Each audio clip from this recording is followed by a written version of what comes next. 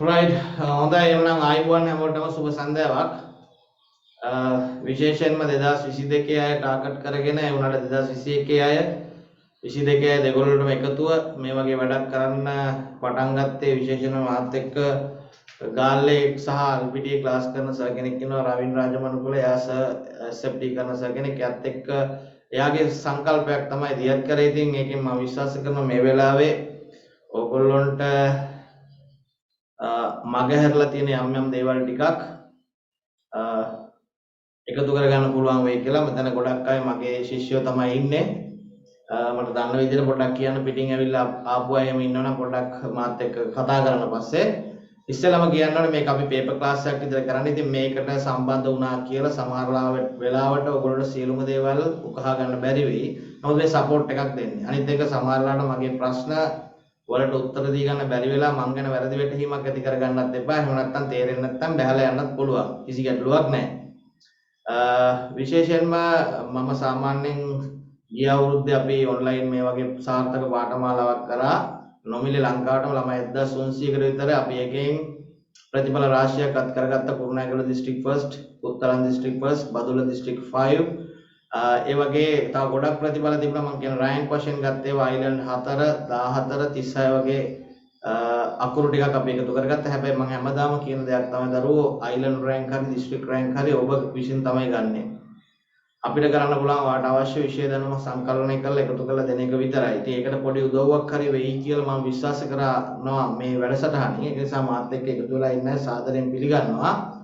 නේද? etechlanka.com website එකට සහ ගෝනික බාහුව ET කියන ටෙලිග්‍රෑම් channel සහ group වලට ඔයගොල්ලන්ට පේපර් එක කලින් දීලා තිබුණා මාත් එක්ක පේපර් එක සාකච්ඡා කරන්න විතරයි තියෙන්නේ MCQ 10 රචනා ප්‍රශ්න 2යි අපි මේකේ ලකුණු 100ක පේපරයක් විදිහට දීලා ලකුණුත් කැල්කියුලේට් කරන්න තමයි බලාපොරොත්තු වෙන්නේ රයිට් මම මේ කතන්දර ටික ඔක්කොම කිව්වේ මූලිකව ඔයගොල්ලෝ දැනගෙන ඉන්න ඕනේ අපි මොකද්ද මේ කරන්න හදන වැඩසටහන කියලා රයිට් හරි නේද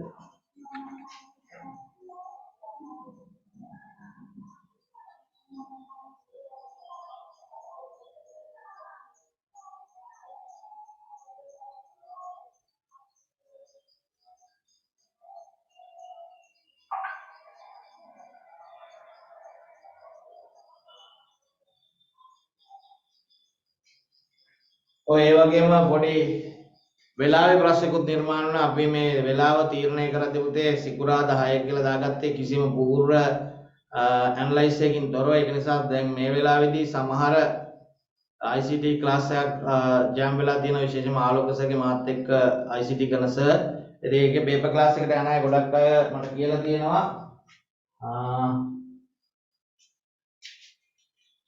මේ වෙලාවේ පොඩ්ඩක් වෙලාව වෙනස් කරන්න පුළුවන්ද කියලා මොකද එයා ICT පන්තියකුත් 6 ඉඳලා පටන් අරගෙන තියෙනවා ඒ ගැටලුවක් නැහැ අපි ඉතින් අද අපි මේක පටන් අරගෙන අපි වෙලාව වෙනස් කරගමු කොහොමත් අපි මේකේ වීඩියෝ එකක් නිකුත් කරන්න බලාපොරොත්තු වෙනවා YouTube හරහා ඉතින් ඔයගොල්ලන්ට පුළුවන් වෙයි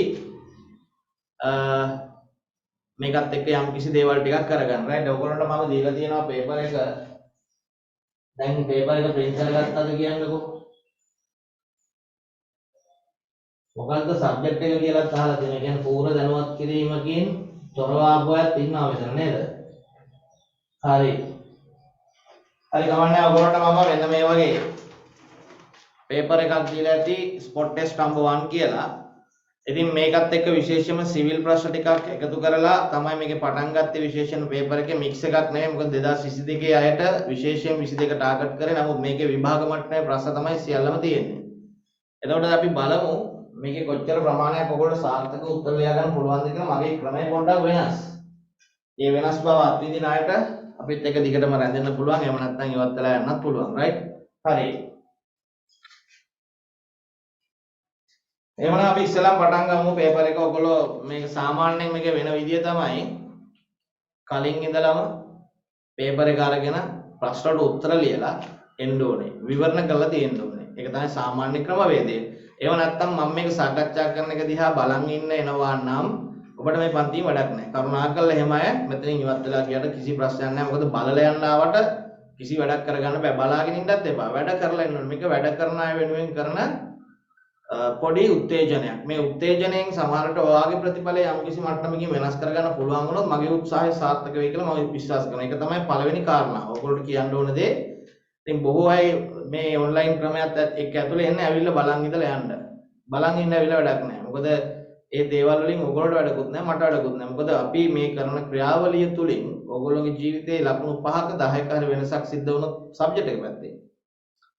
ඒක තමයි වැදගත්ම දේ වෙන්නේ. රයිට් හරි අපි බලමු පළවෙනි ප්‍රශ්නේ. ගැලවනයිස් කිරීම කියලා එකපාරටම දාලා තියෙනව නේද? ඔයගොල්ලෝ දන්නවා යාන්ත්‍රික ඉංජිනේරු විද්‍යාවේ කොටසකින් තමයි මේ ප්‍රශ්නේ පටන් ගන්න. ඒවට සිවිල් වලට සම්බන්ධයි. ඔයගොල්ලෝ දන්නවා සාමාන්‍යයෙන් ඕනෑම ඉදිකිරීමක් කරද්දී අපි ලෝහ ද්‍රව්‍ය පාවිච්චි කරන විශේෂම යකඩ සහ වාණය. එතන මේවා විවිධ ඉදිකිරීම් අමුද්‍රව්‍ය විදිහට පාවිච්චි කරන ඒවා කල් තබා ගැනීම අපිට ප්‍රශ්නයක්. හේතුව අපි දන්නවා යකඩ මලකඩ කනවා. එතන මලකඩ කන එක වළක්වා ගැනීම සඳහා ගන්න උත්සාහයක් තමයි මේකෙදි ප්‍රශ්න කරන්නේ. එතන මේ විෂය කොහෙද තියෙන්නේ? මේ සබ්ජෙක්ට් එක කොතෙන්ද අහුවෙන්නේ? මේක විශේෂයෙන්ම අහුවෙන්නේ යාන්ත්‍රික ඉංජිනේරු විද්‍යාව. නමුත් සිවිල් වලට මේක අදාළයි. ඒක නිසා තමයි මෙතෙන් දාලා තියෙන්නේ. ගැලවනයිස් කිරීම යනු යකඩ සහ වාණය භාණ්ඩ මල කෑමෙන් ආරක්ෂා කිරීම සඳහා තුත්තනාගම් තට්ටුවක් යෙදීම. මොනවාද තුත්තනාගම් කියලා කියන්නේ? ඔයගොල්ලෝගේ භාෂාවෙන් කෝ සිංක්. සමහර තුත්තනාගම් කිව්වා දන්නේ නැහැ. සිංක් තට්ටුවක් ආලේප කිරීමයි යෙදීමයි. පහත ප්‍රකාශ වලින් සත්‍ය නොවන්නේ මොකක්ද කියලා අහලා තියෙනවා. බලමු පළවෙනි වර්ණය. ඇත්තටම මොකද්ද මේ සිංක් ආලේප කිරීම කියලා කියන්නේ? අපි දන්නවා යකඩ සක්‍රියතා ශ්‍රේණියේ පහළ ඉන්න ලෝහයක් ඉහළ ඉන්න ලෝහයකින් ආරක්ෂා කර ගැනීමට කියනවා ඇනෝඩීය ආරක්ෂණය කියලාද කැතෝඩීය ආරක්ෂණය කියලා. කැතෝඩීය ආරක්ෂණය කියලා. ඒ වගේ යකඩ භාණ්ඩ මත සිංක් තට්ටුවක් ආලේප කිරීම තමයි සාමාන්‍ය මේ ක්‍රියාවලිය වෙන්නේ. අපි සාමාන්‍යයෙන් ලෝහයක් මත ලෝහයක් ආලේප කිරීමේ ක්‍රියාවලියට කියනවා මොකද්ද? විද්‍යුත් ලෝහාලේපනය. ඔයගොල්ලෝ ඉගෙනගෙන නැති එක O level පන්තියේදී ඉලෙක්ට්‍රෝඩයක් උයි නේද? ඉලෙක්ට්‍රෝඩ දෙකක් පාවිච්චි කරලා ඇනෝඩයක් සහ කැතෝඩයක් පාවිච්චි කරලා අදාළ ලෝහය මත ලෝහ ස්තරයක් ආලේප කරගෙන. මේකේ තියෙන වාසියක් තමයි ඒකාකාරී තට්ටුවක් අපිට ලෝහය මත ආලේප කරගන්න පුළුවන්. තේරුණාද කියන එක? හරි. ද්‍රව තුත්තනාගම් තුල ගිල්වීමෙන් ගැලවනයිස් කළ හැකිය. ඔය ගැලවනයිස් කරනවා කියලා කියන්නේ යකඩ මත මේ සිංක් ආලේප කිරීම. ඇත්තටම අපි මේකෙදී කියන්නේ හොට් ඩිප් එකක්. ඒ කියන්නේ මොකද්ද? උණු ද්‍රවයක් ඇතුලේ සිංක් මෙහා ගිල්වන එක තමයි අපි කරන්නේ. රයිට්? මෙතන පළවෙනි වර්ණය කියනවා ද්‍රව තුත්තනාගම් තුල ගිල්වීමෙන් ගැලවනයිස් කළ හැකිය. ඔව් සාමාන්‍ය වර්ණය නිවැරදි. අපි බලමු ඊළඟට. සිංක් සල්ෆේට් ද්‍රාවණයක් තුල විද්‍යුත් ආලේපනය මගින් කළ හැකිය. සිංක් සල්ෆේට් කියන්නේ මොනවද? SO4. right මෙයා සුදු පාට කුඩක් විතර තියෙනවා. මෙයා ද්‍රව කරන්න පුළුවන් හේතුව මෙයා ලාවණයක්. ඒතකොට එයාගේ සිංක් ධනායන තියෙන නිසා අවශ්‍ය නම් අපිට පුළුවන් මෙයාත් පාවිච්චි කරන්න. ඒක නිසා ගැටලුවක් නෑ ඒක. දෙවෙනි වර්ණයත් අපි යමු. ඊළඟට බලන්න තුත්තනාගම් ලෝහ කුඩු මතු පිට තවරා පිලිස්සීමෙන් කළ හැකිය. දැන් ලෝහයක් ආරක්ෂා කර ගැනීමට තවත් ලෝහ කුඩක් ඒ කුඩ ආලේප කරලා මොකද පිලිස්සුවොත් මොකද වෙන්නේ? ලෝහ ගිනි ගන්න පුළුවන් සමහරට. ඉතින් මේක සාමාන්‍ය ප්‍රායෝගික තත්ත්වයක් නෙමෙයි. ඉතින් ළමයෙකුට මේ මෙලෝඩියක් දන්නේ නැති වුණත් මේ උත්තරේ තෝරන්න පුළුවන් වැරදි උත්තරයක් කියලා. තුන්වෙනි එක වැරදි උත්තරයක්. හරිද? right. සාමාන්‍යයෙන් මේ සිංක් ආලේප කිරීම මම ඔය විශේෂ කරුණක් විදිහට කියනවා සාමාන්‍යයෙන් ද්‍රව තුත්තනාගම සෙල්සියස් අංශක 450කට වගේ උෂ්ණත්වයකට රත් කරලා තමයි ඒක ඇතුලේ අපි ලෝහය ගිල්වන්නේ. අපි කියනවා ද්‍රව සිංක් ද්‍රාවණයක් තුල ලෝහය බස්සනවා. එහෙම කරලා තමයි අපිට අවශ්‍ය සිංක් තට්ටුව ආලේප කරගන්නේ. right? ඊළඟට බලන්න. විද්‍යුත් රසායනික ශ්‍රේණිය යකඩ හා තුත්තනාගම වල පවත්නා පිහිටීම අනුව ආරක්ෂිත ක්‍රමයක් යොදා ගැනීම කළ හැකි යන්නයි. ඔව් ඒක තමයි ප්‍රධාන කාරණය. ඔයගොල්ලෝ සක්‍රියතා ශ්‍රේණිය ඉගෙන ගනි SFT වලදී. ඉතින් එතනින් ගන්න දැනුම බලන්න සක්‍රියතා ශ්‍රේණිය හැමතිස්සෙම ප්‍රතික්‍රියාශීලීත්වයෙන් මොකද? වැඩි එක්කෙනෙක්ද අඩු එක්කෙනෙක්ද? අඩු එක්කෙනෙක් අරගෙන ආලේප කරනවා එයාගේ ආරක්ෂාව ලබා ගන්න. right? ඒක නිසා අපිට මේක කියන්න පුළුවන් හතරවෙනි එකත් නිවැරදි. පෘෂ්ඨය මතු පිට පෘෂ්ඨය මත සීරීමක් මල බැඳීම වැඩි කිරීමට හේතු වේ. ඔව් සාමාන්‍යයෙන් අපි හිතමු මෙන්න ලෝහය දණ්ඩක් තියෙනවා. මේකේ සිංක් තට්ටුවක් කොහෙම ආලේප කරලා තියෙනවා. මේක සීරුනොත් මොකද වෙන්නේ? තුවාල වුණොත්. ඒ කතාව හරි. right? අපෙන් අහන්නේ වෙන කතාවක්. ඒක නිසා අපිට ගන්න වෙනවා උත්තරේ මේකේ 3 කියලා. 3 හරිනම් ලකුණු කරනවා ලකුණු දෙකක් දෙන්න. මාක් කරනවා right? මම බොහොම සරල කතන්දර ටිකක් කිව්ව මහා දේවල් ටිකක් කියන්න ඇතුළු. හරි. පොඩි පොඩි විෂය කරුණු ටිකක් එකතු වෙන්න ඇති. අදාළ දේවල් නෝට් කරගන්න. right ඊළඟ එකට යන්න. ඊළඟට drawing class එකට ගිහින් තියෙන්නේ. පහත් දැක්වෙන රූපය දෙස ඒ දිශාවේ සිට බැලුව විට ප්‍රථම කෝණ ප්‍රක්ෂේපණ මූලධර්මයට අනුව එහි සැලැස්ම ඉදිරි පෙනුම අන්ත පෙනුම දැක්වෙන රූපය තෝරන්න. මොකක්ද මේ කියන්නේ? end elevation, front elevation සහ plan elevation. end elevation කියලා කියන්නේ side view එකට. එතකොට පුතේ අපි දන්නවා ඕනෑම වස්තුවක් මේ වගේ ගත්තොත් මේ පැත්තෙන් ඉදිරි පෙනුම දීලා first angle ලියන්න කිව්වොත් මම ගොඩාක් විෂය ඇතුළට යන්නේ නැහැ. මොකද වෙලාව මදි වෙයි. ඔයගොල්ලොත් එක්ක කතා කරනවා. ඔයගොල්ලෝ දැන් මේ සබ්ජෙක්ට් එක දන්නවා කියලා හිතාගෙන උත්තර දෙන්නේ. එතකොට මේක තමයි front එක වෙන්නේ. මේක තමයි මොකද වෙන්නේ? side එක. මෙයා F එක, මෙයා S එක, මෙයා plan එක. එතකොට මේකෙදි අපි සාමාන්‍යයෙන් මේ වගේ වෘතයක් ගත්තොත් වෘතපාද හතරක් වෙන පළවෙනි වෘත ඛණ්ඩකයේ, දෙවෙනි වෘත ඛණ්ඩකයේ, තුන්වෙනි වෘත ඛණ්ඩකයේ, හතරවෙනි වෘත ඛණ්ඩකයේ. මේකෙදි අපි වස්තුව මෙන්න මෙතනින් තියෙනවා. ත්‍රිමාණව හිතන්න ඕනේ. එතකොට මෙතන තියෙනවා තලයක්, මෙතන තියෙනවා තලයක්, ඒ වගේම මෙතනත් තලයක් තියෙනවා. මේකට කියනවා සිරස් තලය, තිරස් තලය සහ සහායක සිරස් තලය කියලා. ඒ වස්තු තියලා මෙතනින් ත්‍රිමාණව මේ පැත්තෙන් බලලා මේ තලයට ගන්න පෙනුමට කියනවා ඉදිරි පෙනුම. ඒක මේ පැත්තට ආවොත් මෙතෙන් දෙනවා මොකද්ද? front එක. side view එක කියලා කියන්නේ මෙහෙන් බලලා මේක දිහා පෙන්න එක මෙතන දෙනවා side එක. එතකොට plan එකේ ඉන්නේ උඩින් බලලා මෙන්න මේ තලයට මෙහෙම තියෙන තලයට ගත්තම ඒ තලය අපි හරවනවා මෙතෙන්ට. මේක තමයි plan එක වෙන්නේ. එතකොට placement එක මේ විදිහට තියෙනවා side front plan එක. right බලන්න මේකේ ගොඩක් ඒවායි එහෙම තියෙනවා නේද? දැන් බලන්න ඕනේ ඉදිරි පෙනුම පේන විදිය. බලමුකෝ මේ වස්තුව දිහා වස්තුව අඳින්න යන්නේ නැහැ බෝඩ් එකේ. මේ වස්තුව දිහා ඉදිරි පෙනුම ඇඳොත් එහෙම මොන වගේ වෙයිද? front එකෙන් ඕනේ මෙතෙන්ටනේ. මම මේක වමනවා. ඔයගොල්ලෝ මේක නිර්මාණය කරද්දී සංගීතාර පිළිබඳව අවබෝධයක් තියෙන්න ඕනේ. පෙන්වන දාර පිළිබඳ අවබෝධයක් තියෙන්න ඕනේ. එතකොට ඔයගොල්ලෝ දන්නවා ප්ලේස්මන්ට් එක හරිය දැන් මේ විදිහට තියෙන්න ඕනේ. side front plan.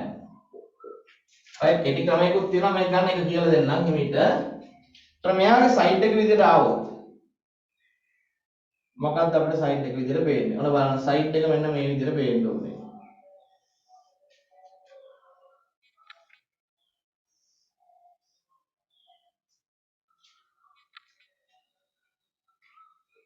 ඒ වගේම මෙතන තියෙන පොඩි දාරයක් ඒකත් අපිට පේනවා. ඒක කඩ දාරයක් නෙමෙයි, සැඟි දාරයක් නෙමෙයි, පෙනෙන දාරයක්.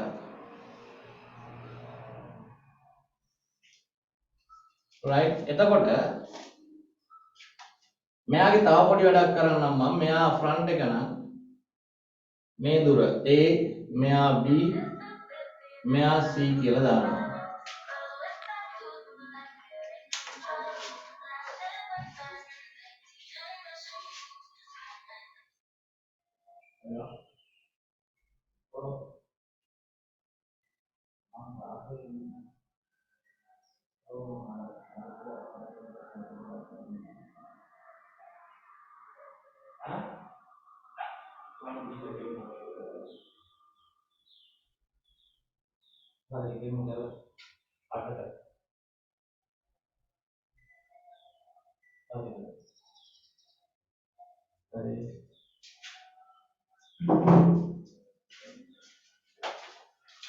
right දැන් මෙයාගේ ඉදිරි පෙනුම ඔකන මෙන්න මේක A වෙන්න ඕනේ.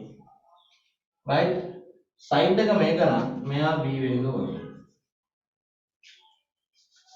plan එක මේක නම් මොකද වෙන්න ඕනේ? මේවන් A මෙන්න මෙතෙන් දෙනවා. ඒ කියන්නේ මෙයාගේ A කියන එක tan එකෙත් තියෙනවා.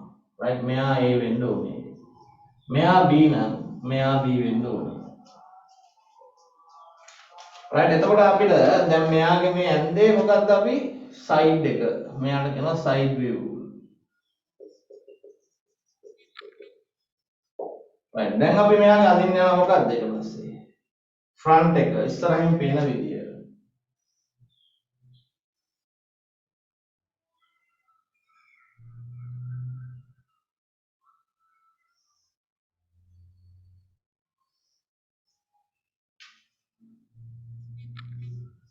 මේ උසයි සමාන වෙන්න ඕනේ. මේව නේද ඉස්සරහින් පේන විදිහට පේන සංගීතාර මොකුත් තියනවද නැහැ. සියලු දාර පෙන්වන දාර.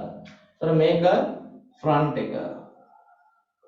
දැන් ප්ලෑන් එක අදිමු මෙයාගේ මෙන්න මෙහෙම ප්ලෑන් එකක් එන්න ඕනේ.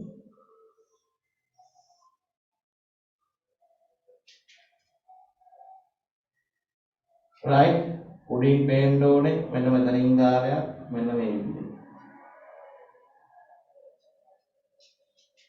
right මෙහෙම රූපයක් තියෙන එකක් ඔයගොල්ලන්ට කොහෙද තියෙන්නේ? කියවෙන එකද?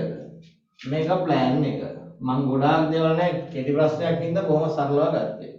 මෙයාගේ මේ දුර මේකත් එක්ක හිතන්න මේකත් එක්ක හිතන්න කියොත් පැටලෙනවා. දැන් මෙහෙම රූපයක් තියෙන්නේ කොහෙද ඔයගොල්ලෝගේ? right බලන්න දාන්න අංකේ උත්තර ගත්තේම. අය දෙකෙනෙක් දාලා දෙනවා. right කීයද උත්තරේ? මෙයාගේ උත්තරේ අංක 3. right ලකුණු දෙකක් දෙන්න එක හරියනවා.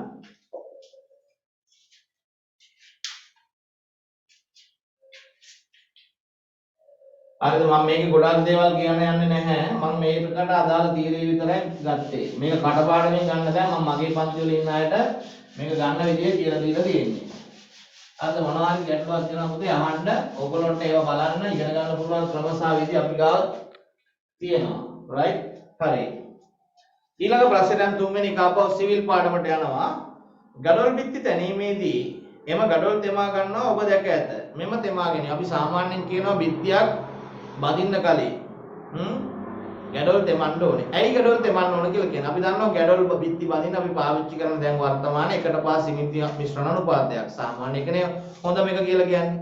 ඒතකොට එකට පහ සිමෙන්ති අනුපාතයක් පාවිච්චි කරද්දී ඒ සඳහා අපි සජලිකාරක විදිහට ජලය පාවිච්චි කරනවා. හයිඩ්‍රේෂන් ඒජන්ට් එක විදිහට. ඒතකොට මේ ජලය අපි පාවිච්චි කරන්නේ බදාම් මිශ්‍රණය හදන්නනේ. ඒතකොට බදාම් මිශ්‍රණයට ඇයි ජලය අවශ්‍ය වෙන්නේ? අපි දන්නවා සිමෙන්ති සවිවීමේ ක්‍රියාවලිය සාමාන්‍යයෙන් සිද්ධ වෙන්නේ ජලය ඉවත් වීමත් එක්ක හේතුව සිමෙන්ති ජලයත් එක්ක හදනවා හයිඩ්‍රයිඩයක්. අපි කියනවා ඇන්හයිඩ්‍රේට්ස් කියලා කියන්නේ. අපි සාමාන්‍යයෙන් සිමෙන්ති වල රසායනය ගැන කතා කරොත් නේද?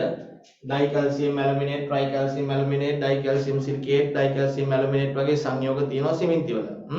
එයා ජලයත් එක්ක එකතු වෙලා හදනවා ඇන්හයිඩ්‍රස් සංයෝගයක්. එයාගෙන් ජලය වාෂ්ප වෙලා යනකොට ඒ ඇන්හයිඩ්‍රස් එක ජෙල් එකක් වගේ. ඒක නිසා තමයි අපිට සිමෙන්ති වල අර සුවිකාරතාවය ලැබෙන්නේ. එකෙන් ජලය වාෂ්ප වෙලා යනකොට ජලය සවි වෙනවා. සිමෙන්ති එක සවි වෙනවා. එතකොට ඇයි අපි ගඩොල් තෙමන්න ඕනේ? ගඩොල් වියලිව ගත්තොත් එහෙම ගඩොල් මැටි වලින් නිර්මාණය කළ දෙන යා ජලය උරා ගන්නවා. උරා ගත්තොත් එහෙනම් මොකද වෙන්නේ? සිමෙන්ති බදාමේ සවි වෙන තිබිච්ච ජලය ටික ගඩොල් උරාගෙන. එහෙම වුණොත් මොකද වෙන්නේ? ශක්තිමත් භාවයේ බිඳ වැටෙනවා. අපි කියන දුර්වල බන්ධනයක් නිර්මාණය වෙනවා. බිත්තිය ඇද වැටෙන්න පුළුවන්. right බලමු මේකට අදාළ උත්තරයක් තියෙනවද කියලා. ගැඩොල් වලට ඉහළ සම්පීඩන ප්‍රබලතාවයක් ලැබේ. තෙමා ගැනීමෙන් සම්පීඩන ප්‍රබලතාවය ගැඩොල් වල වැඩි වෙනවද නැද්ද කියන එක මට නම් අදහසක් නැහැ. ඒක මට ගන්න බෑ. සිමෙන්ති බදාමේදී ජලය ගැඩොල් වලට උරා ගැනීම වැළැක්වේ. හරිද වැරදිද? උත්තරය හරි. ඒතකොට දැන් මෙම තෙමා ගැනීමෙන් කියන දෙවෙනි වරණය නිවැරදි. ඉතින් එහෙනම් උත්තරය අපිට මේක දෙක ගන්න පුළුවන්. අනිත් ඒවාත් බලමු අපි. ගැඩොල් වල ඇති ජලය මගින් ගඩොල් බදාම බන්ධන ශක්තිමත් කරේ. ගඩොල් බන්ධන බදාම ශක්තිමත් කරේ නෑ. බන්ධනය හදන්නේ බොන්ඩින් ඒජන්ට් එක සිමෙන්ති වලින්. ඒක නිර්මාණය කරන්න ජලය ඕන වෙනවා. ඒ කියන්නේ ජලයේ ශක්තිමත්භාවය නිර්මාණය කරනවා සිමෙන්ති එකේ. නමුත් ඒ නිර්මාණය වෙනකොට මොකද වෙන්නේ? ජලය වාෂ්ප වෙලා යනවා. හරි. එහෙනම් අපිට මේකේ උත්තරය ගන්න වෙන්නේ අංක 2. ඊළඟට කියනවා පෙදරේරුවාට එම ගඩොල් බිත්තියේ යෙදීම සුදුසුද යන්න තීරණය කිරීමට උදව් වේ. ඒකට කිසිම අදාළත්වයක් නැහැ. තෙමීම නිසා වැඩිවන ඝනත්වය මගින් බිත්තිය වඩා ශක්තිමත් කරේ. ඒකත් අදාළ නැහැ. එහෙනම් උත්තරේ මේක ගන්න වෙන්නේ කියලා තුන්වෙනි එකේ උත්තරේ 2. right? ලකුණු දෙකක් දෙන්න. හරිනම්. right. ඊළඟ පැත්තට යන්න අපි. ඔයගොල්ලන්ට පොඩි විෂය කරුණු ටිකක් එකතු වෙයි මේකෙන්. හරිද? right. ඊට පස්සේ බලන්න හතරවෙනි ප්‍රශ්නේ කියනවා වැරගැන්වූ කොන්ක්‍රීට් සඳහා භාවිතා කරන වැලි පිළිබඳ ප්‍රකාශ 4ක් 5ක් දැක්කේ. අපි කියන වැලි කියලා කියන්නේ මොකද්ද? සියුම් සමහාරකය. fine aggregates එක. right. එතකොට සාමාන්‍යයෙන් වැලි වර්ගීකරණය කරනවා සියුම් වැලි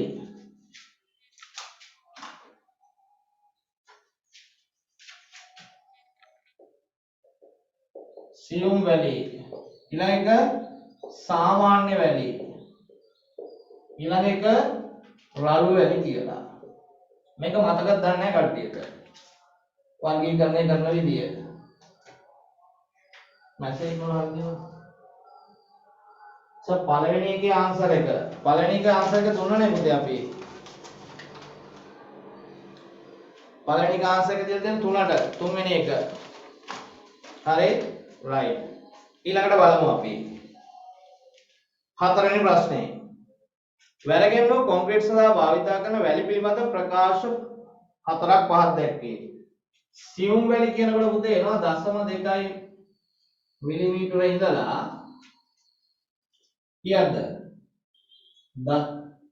1 මිලිමීටර දක්වා. සාමාන්‍ය වැලි 1 මිලිමීටර ඉඳලා 2.5 මිලිමීටර දක්වා. රළු වැලි කිව්වම 2.5 මිලිමීටර ඉඳලා 4.5 මිලිමීටර දක්වා. ඔක තමයි සාමාන්‍ය වර්ගීකරණය. පළවෙනි එකේ තියෙනවා ප්‍රකාශ හතරෙන් පළවෙනි එකේ 0.6යි 3යි 5ත් අතර ඒවා විය යුතුය. දැන් ET පේපර් එක ගැන හරි අමුතු තැනක් නේ.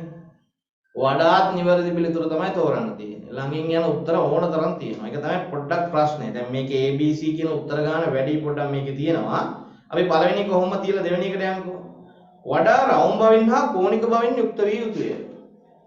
සාමාන්‍ය අපි වැලි හොඳයි කියන්නේ කෝණාකාර වැලි අංශුවකට ගෝලාකාරයකට.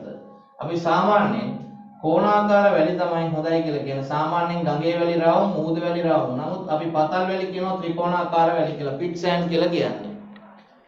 එතකොට සෑන්ඩ්ස් වල අපි පිපුම ගැන කතා කරනවා, රොන් මඩ ප්‍රතිශතය ගැන කතා කරනවා. සාමාන්‍යයෙන් රොන් මඩ 106ට වඩා වැඩි නම් ඉදිකිරීම කර්මාන්තය සඳහා සුදුසු නැහැ කියනවා. කාබනික අපද්‍රව්‍ය තොර වෙන්න ඕන කියනවා. ලවණ තොර වෙන්න ඕන කියලා තියෙනවා. ඒ වගේම තමයි පිපුම් ප්‍රතිශතය කියලා කියන්නේ ජලාංශු එකතු වීම මගින් වැලි වල ඉදිමුමක් නිර්මාණය වෙන එකත් හොඳ නැහැ කියලා කියනවා. ඒ නිසා අපි වියලි වැලි තමයි ඉදිකිරීම කර්මාන්තයේදී පාවිච්චි කරන්නේ. එතකොට දෙවෙනි එක බලන වඩා රවුම් බවින් හා ඝන කෝණික බවකින් යුක්ත විය යුතුය. රවුණුයි කෝණික බවයි දෙකක් නැහැ. ඒක නිසා අපි දෙක B උත්තරේ කපලා දානවා කෙලින්ම. හරිද? ඊළඟට දල සමහරකේ හිස් අවකාශ පුරවන පිරවුම් ද්‍රව්‍යයක් ලෙස ක්‍රියා කරයි. ඇත්තටම වැලි කවුරු විදිහටද ක්‍රියා කරන්නේ? සිමෙන්ති බදාමේ. අපි දන්නවා කොන්ක්‍රීට් සඳහා භාවිතා කරද්දී ඇත්තටම වැලි කියලා කියන්නේ පිරවුම් මාධ්‍යයක්. බොන්ඩින් ඒජන්ට් එකක් නෙමෙයි. හරිද? පිරවුම් මාධ්‍යයක්. හරි? රයිට්. ඒක නිසා C කියන උත්තරේ හරි විදිහට ගන්න. මොකක් හරි අහුවම දෙයි. හරි. මොනවා හරි තියෙනවා නම් අහන්න ගැටලුවක් කරගන්න එපා. ඊළඟ එක D ලවණ අඩංගුවොත් ඒ මගින් වැරගැන්වූ කොන්ක්‍රීට් එක කෙරේ අයහපත් බලපෑමක් ඇති කරයි. ඔව් ලවණ තිබුණොත් විශේෂයෙන්ම වැරගැන්වුම් ලවණ මගින් මල කැමේ ප්‍රතික්‍රියාව වේගවත් කරනවා. ඒක නිසා D උත්තරෙත් හරි. right. අපි බලන්න C සහ D කියලා වර්ණ දෙකක් තියනවද? නැහැ. අන්න ඒ වගේ වෙලාවල් වලදී දැන් මෙතන දීලා තියෙන අගය තමයි 0.2යි 0.4යි 5යි. හැබැයි 0.2 ඇතුලේ තමයි පුතේ තියෙන්නේ 0.6යි 3යි.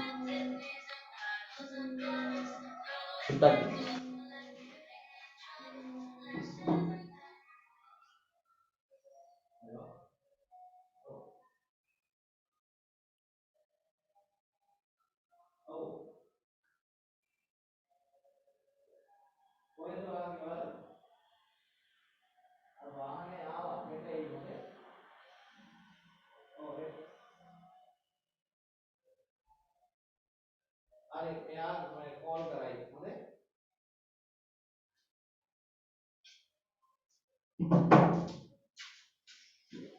right ඒක නිසා මේකේ දැන් මිලිමීටර 5 මෙතන පොඩ්ඩක් ප්‍රශ්නයක් 4.5 තමයි අගේ දීලා තියෙන්නේ. නමුත් අපි මෙතන 0.6යි 3යි 5යි කියන එක ආසන්න වශයෙන් නිවැරදි උත්තරයක් විදිහට ගණනය කරනවා. එහෙනම් ACD තමයි අපිට ගන්න වෙන්නේ නිවැරදි උත්තර විදියට. right ACD අංක 4 උත්තරේ 4ට. 4 වෙනි එකට අංක 4 ඔන පොඩි පොඩි විෂය කරුණු ටිකක් ඇතුළත් කරා.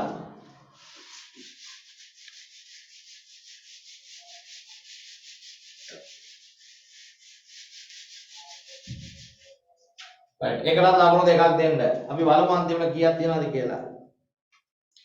පස්වෙනි ප්‍රශ්නේ. ගඩොල් බිත්තියක සිමෙන්ති කපරාරුව පිළිබඳ ප්‍රකාශ හතරක් පහත දැක්වේ.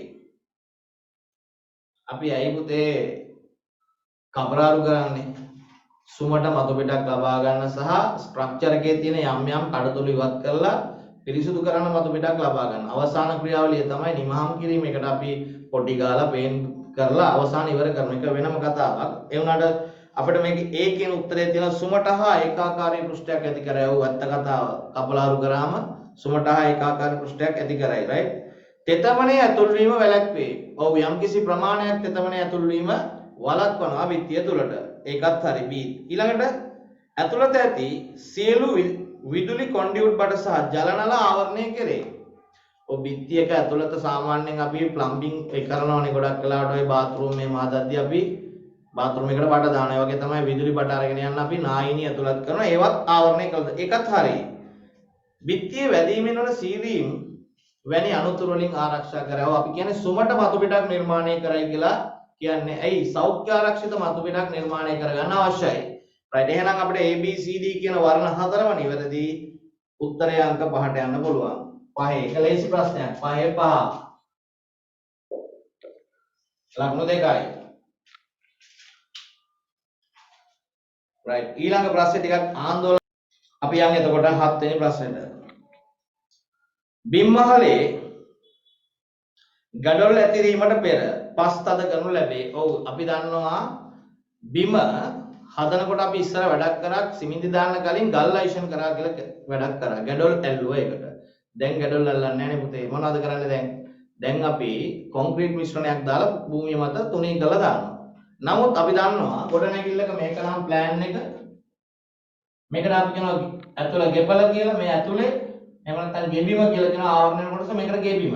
මේක බාහිර කොටස. ඒතර මේ ගෙබිම සාමාන්‍යයෙන් අතිවාරම් මට්ටමට එනකම් පස් පුරවන්න ඕනේ. අපි සාමාන්‍යයෙන් කියන්නේ පුරවනවා නම් හොඳම මේකට වැලි. හැබැයි අපි දන්නවා වැලි දැන් හොයන්න බෑනේ ලේසියට. වැලි මිලයි. මූදු වැලි ගේන්නත් අමාරුයි. මූදු වැලි ගෙනාව තව ප්‍රශ්න නිර්මාණය නැහැ. හැබැයි වැලි දාන්න පුළුවන් නම් හොඳයි. හැබැයි අපි කියනවා මේකට කාබනික අපද්‍රව්‍ය වලින් තොර කැට බොරළු තැම්පත් කරන්න ඕනේ කියලා. හරිද? එතකොට මේ තැම්පත් කිරීමේදී අපි සාමාන්‍යයෙන් කරන ක්‍රියාවලියක් තමයි මිලිමීටර 150 තට්ටුවක් පස් දාලා තලනවා. මේක ඇතුලේ ඉස්සලම මිලිමීටර 150ක් කියන අඟල් 6 තට්ටුවක්. ඒ තලන්න අපිට එක දේවල් පාවිච්චි කරන්න පුළුවන්. සාමාන්‍යයෙන් ලොකු ඉදි කිරීමක් නම් අපි ගොඩක් වෙලාවට මැෂින්ස් වලින් තලනවා. නේද? අර තියෙන වැකර් එක කියලා එකක් තියෙනවා. ඒ වගේම රෝලර් තියෙනවා. බැටළු පාකම්පක තියෙනවා. ඒවෙන් තලනවා. හැබැයි මේ තලද්දී අපි කියන සුසංහසනය කරනවා කියලා තලනවා කියන එක සාධාරණ එහෙම කියන එක. හරිද? එහෙම නැත්නම් තාප මෝලකින් තලන්නත් පුළුවන්. ඒ තලද්දී අපි මේකට වතුර ඉගෙනවා. ඒ වතුර ඉන්නේ මේක හොඳට තලා ගන්න අවශ්‍ය නිසා. හැබැයි වතුර වැඩි වුණොත් පස් ඇලෙන්න පටන් ගන්නවා. එහෙමත් කරන්න බෑ. සාමාන්‍ය ප්‍රමාණය අවශ්‍ය ප්‍රමාණයට වතුර ඉහළ තමයි තලන්න පටන් ගන්නේ. හරි.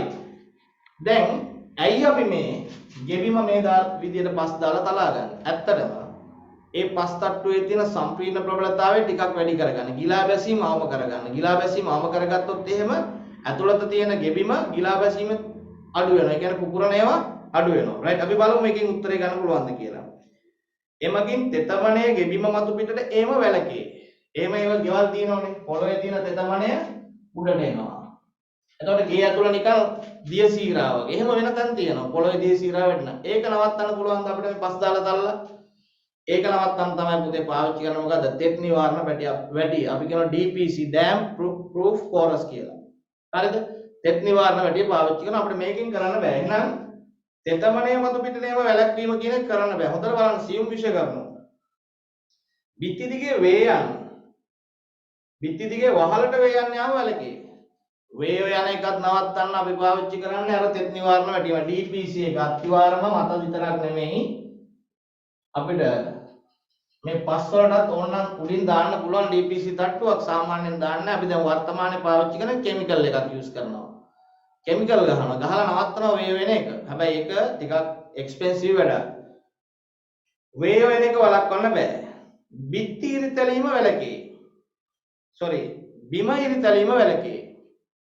ඔව් පස් තට්ටුවක් දාලා තැළුවම බිම ටිකක් ඉරිතරණ එක වළක්ව ගන්න පුළුවන්. හැබැයි ඔයාගේ මේ ගොඩනැගිල්ල හදලා තියෙන ගිලා බැසීම් අධික භූමියක නම් ඒ වැඩෙන් අපිට බිම ඉරිතරණ එක නවත්තන්න පුළුවන්ද? පස් දාලා තල්ලා විතරක් මම නම් හිතන්නේ බෑ කියලා. අපි බලමු මේක තියෙනවද? තද ඒකාකාර වීමක් ලබාගත හැකි වේ. ඔව් ඒකත් කරන්න පුළුවන්. තද ඒකාකාර වීමක් ලබාගත හැකි වේ. ඒකත් හරියි.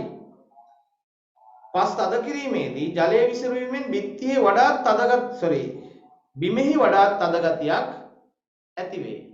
ඔව් ජලයේ විසිරුවලා කරන්නේ තද ගතිය වැඩි කරගන්න එක තමයි. එතකොට දැන් මේකේ මම ගන්න උත්තරේ මොකක්ද? ඔයගොල්ලෝ හිතන උත්තරයක් කියන්න බලන්න මොකක්ද ගන්න කියලා. උත්තර තුනක් තියෙනවා. දාන්න බලන්න පොඩ්ඩක් උදේ. මේ පැත්තෙන් chat එකට පොඩ්ඩක්. වාසිත එහෙම ඉන්නවා. නේද? කට්ටිය ගොඩක් ඉන්නවා.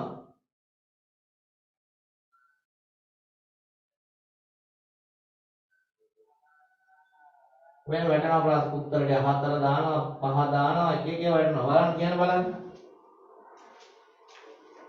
තව බලමු මොනවද උත්තර දාන්නේ කියලා.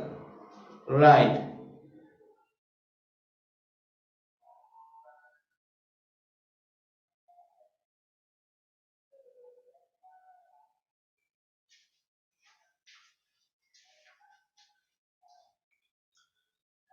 හරි. මෙන්න මෙහෙමයි මේකට උත්තර ගන්න. දැන් බලන්න වඩාත් නිවැරදි පිළිතුර මේ වගේ තැනකදී අපි අසරණ වෙනවා. ඔයත් අසරණ වෙනවා. ඔයාලට තෝරන්න උත්තරයක් නැහැ. බිම ඉරිතැලීම වැළකේ. පස් දාලා තැලීමෙන් පමණක් ඉරිතැලීම නවත්තන්න පුළුවන්ද? බෑ. දුර්වල ඉසුරුම්ධාරිතාවයක් තියෙන පසක් නම් පස් දාලා තැලුවා කියලා බේරන්න හම්බෙන්නේ අපිට ඒ සඳහා වෙනම පිළියම් දිනව කරන්න. එක්ක කොන්ක්‍රීට් පාවිච්චි කරන්න වෙනවා වෙන මාකරි ක්‍රමවේදයක් පාවිච්චි කරන්න වෙනවා. ඒක නිසා බිම ඉරිතැලීම වැළකී කියන උත්තරයට යන්න එපා. තුනට යන්න එපා. හරිද? ඒකත් අයින් කරලා දැම්මා. right? ඒතර 1 2 3ම අයින් කරා. තද ඒකාකාර වීමක් ලබාගත හැකි වේ. ඔව් තැළුවම තද ඒකාකාර වීමක් ලැබෙනවා. ඒක හරියටම හරි. නේ තරන්න නැතුව ගන්න පුළුවන් අපිට තද ඒකාකාර වීමක් ගන්න බෑ. පස තද කිරීමේදී ජලයේ විසිරුවීමෙන් බිමෙහි වඩාත් තද ගතියක් ඇති වේ. ජලයේ විසිරුවන්නේ මොකටද? තද ගතියක් ගන්න තමයි. ඒ ජලය විසිරුවට පස්සේ අර තියෙන පුංචි පුංචි ඉදස් ඇතුළට කාවදිනවා පොඩි අර පස් කැටිති ගැලවිලා ගිහිල්ලා තද වෙනවා. නමුත් අපිට මේකේ නිවැරදිම පිළිතුර විදිහට ගන්න වෙන්නේ අංක 4 උත්තරේ. තද ඒකාකාර වීමක් ලබාගත හැකි වේ කියලා බලන්න උත්තරේ අංක 4. 7 වෙනි එකට අංක 4.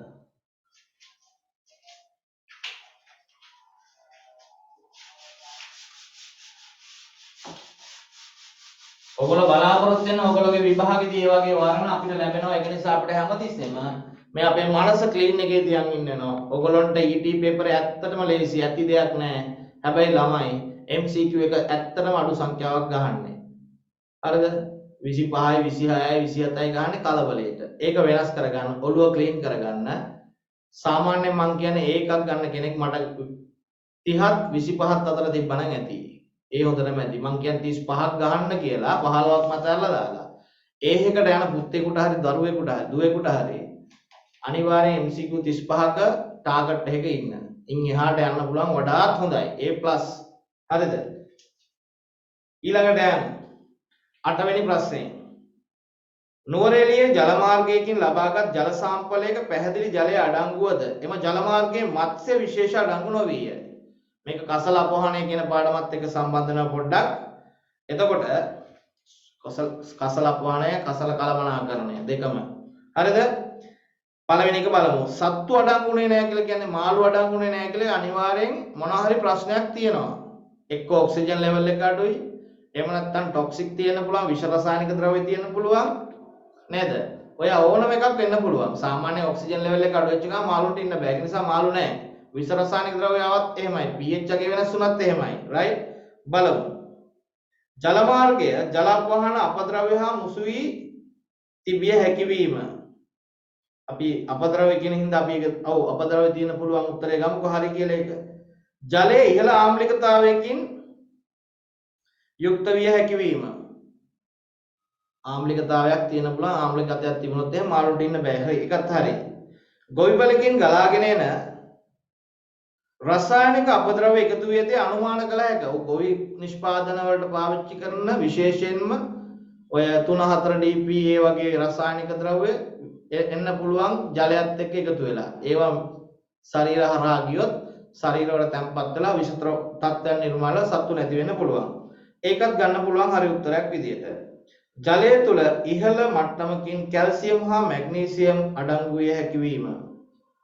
කැල්සියම් මැග්නීසියම් කියලා කියන්නේ විශේෂයෙන්ම ලවණතාවය සඳහා බලපාන සාධකයක්. ඒතර ලවණතාවය වෙනස් වුණාම ඉන්න පුළුවන් මාළු විශේෂ ඉන්න ලවණතාවයට. දැන් බලන්නකෝ දැන් අපි කියුල් දියේ ඉන්න මාළු ඉන්න ඕනේ. එතකොට ඒ වගේම තමයි මිරිදියේ ඉන්න මාළු වර්ගෙ ඉන්නවා. හරිද? එතකොට ලවණ අඩංගු වීම කියන එක අනිවාර්ය සාධකයක් නෙමෙයි ජීවින් නැති වෙන්න. ඉන්න පුළුවන්. ලවණ තිබුණා කියලා ප්‍රශ්නයක් නැහැ. ඒගොල්ලෝ ඉන්න පුළුවන්. හරිද? ඒක නිසා අපි D කියන උත්තරේ වැරදි කියලා ගන්නවා. මේක හරි උත්තර විදිහට ගන්න ABC කියන උත්තර තුන.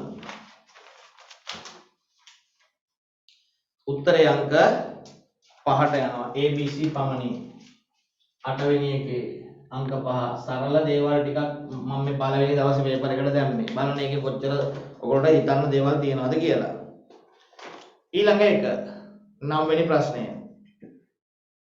ජීව වායුව නිපදවීම සහ නාගරික කසල බැහැර කිරීම ඒකාබද්ධ ව්‍යාපෘතියක් සඳහා නිර්වායු ජීර්ණ ඒකකයක් සැලසුම් කිරීම.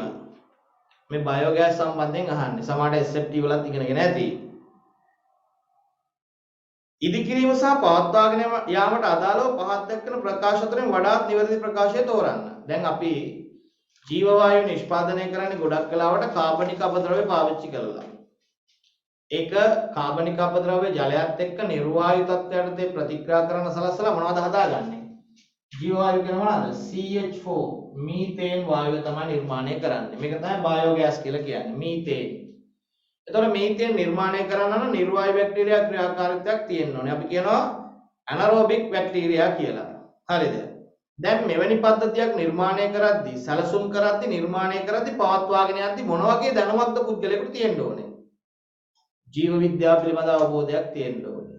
ඉදිකිරීම තාක්ෂණය පිළිබඳ අවබෝධයක් තියෙන්න ඕනේ නේද? එහෙම නැතුව මේක කරන්න පුළුවන්ද? බෑ. දැන් බලන්න ඒකත් එක්ක මේ උත්තර කොහොමද ගැලපෙන්නේ කියලා. ඒකකයක් සැලසුම් කිරීම, ඉදිකිරීම සහ පවත්වාගෙන යාමට අදාළ පහත් දැක්වෙන ප්‍රකාශ අතරින් වඩාත් නිවැරදි ප්‍රකාශය තෝරන්න. පළවෙනි එක. මෙම කාර්ය සඳහා ඉංජිනේරු විද්‍යාව පිළිබඳ කිසිම දැනුමක් අවශ්‍ය නැත. අයියෝ එහෙමනම් කරන්න බෑ. අනිවාර්යයෙන් මොකද වෙන්නේ? කොන්ක්‍රීට් නිර්මාණය කරන්න වෙනවා. ඒ වගේම තමයි සමහරවිට වලවල් නිර්මාණය කරන්න වෙනවා. ඒවට අවශ්‍ය කොන්ක්‍රීට් නිෂ්පාදන තියෙනවා. ඒවා දරා ගන්න පුළුවන් ශක්තිය පිළිබඳ අදහසක් තියෙනවනේ. එහෙනම් ඉදිකිරීම විද්‍යාව පිළිබඳ දැනුමක් අත්‍යවශ්‍යයි. එහෙනම් පළවෙනි එක වැරදි. දෙවෙනි එක ඒ සාර්ථකත්වයේ සඳහා බලපානුවේ සමාජීය සාධක නොව දෘඪ තාක්ෂණය පමණි. සමාජීය සාධක බලපාන්නේ නැද්ද? දැන් අපි සාමාන්‍යයෙන් ජීව වායු එකක නිර්මාණය කරනකොට විශේෂයෙන් බලනවා කාබනික අපද්‍රව්‍ය බහුල ලෙස නිෂ්පාදනය වෙන ස්ථාන. දැන් මාළු වෙළඳ පොලක නම් කාබනික අපද්‍රව්‍ය බහුලයි.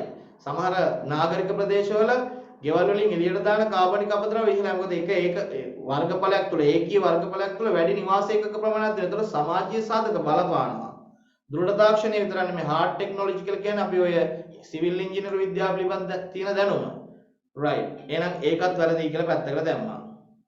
නිර්වායු ජීර්ණ ක්‍රියාවලිය වටහා ගත හැකි එහෙත් ඉංජිනේරු විද්‍යාව පිළිබඳ දැනුමක් නොමැති ඕනෑම ජීව විද්‍යාඥයෙකුට මේක කළ හැකිය. සැලසුම් කරන්න පුළුවන් ජීව විද්‍යාඥයෙකුට ඉදි කරන්න බෑ. ඒ සැලසුම් කරන්නත් පුළුවන්කම තියෙන්නේ ස්ට්‍රක්චර් පැත්ත නෙමෙයි බයොලොජි පැත්ත විතරයි. එහෙනම් ඒකත් වැරදි. මේ සඳහා බල ශක්තිය අත්‍යවශ්‍යය.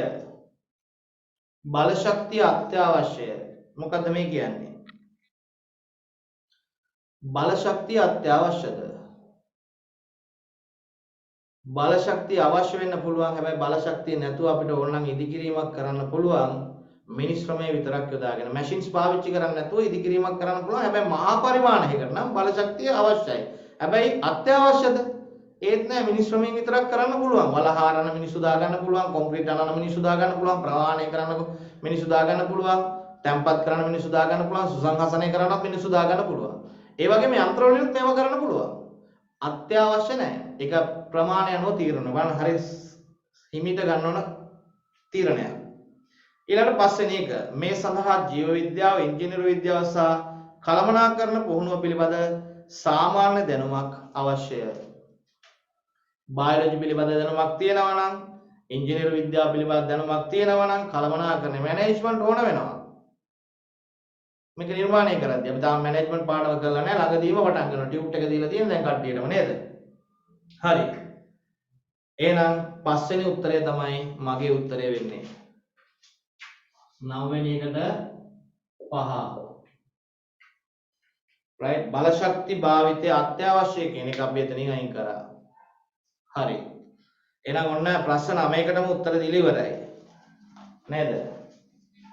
දැන් ලකුණු 10න් කීයද කියලා දාන්න.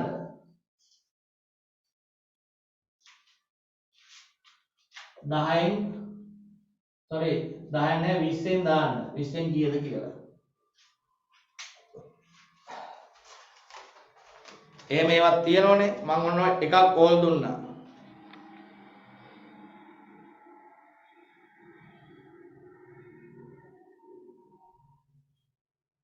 right අපි යන් රචනා කොටසට.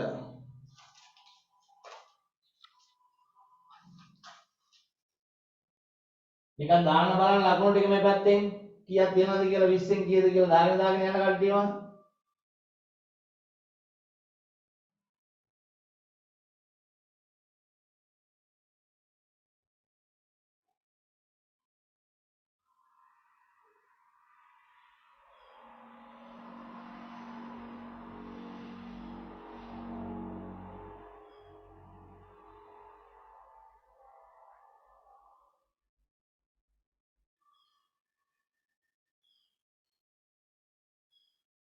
දාහතරයි 16යි right දාන්න මට පොඩ්ඩක් බලා ගන්න ඕනේ.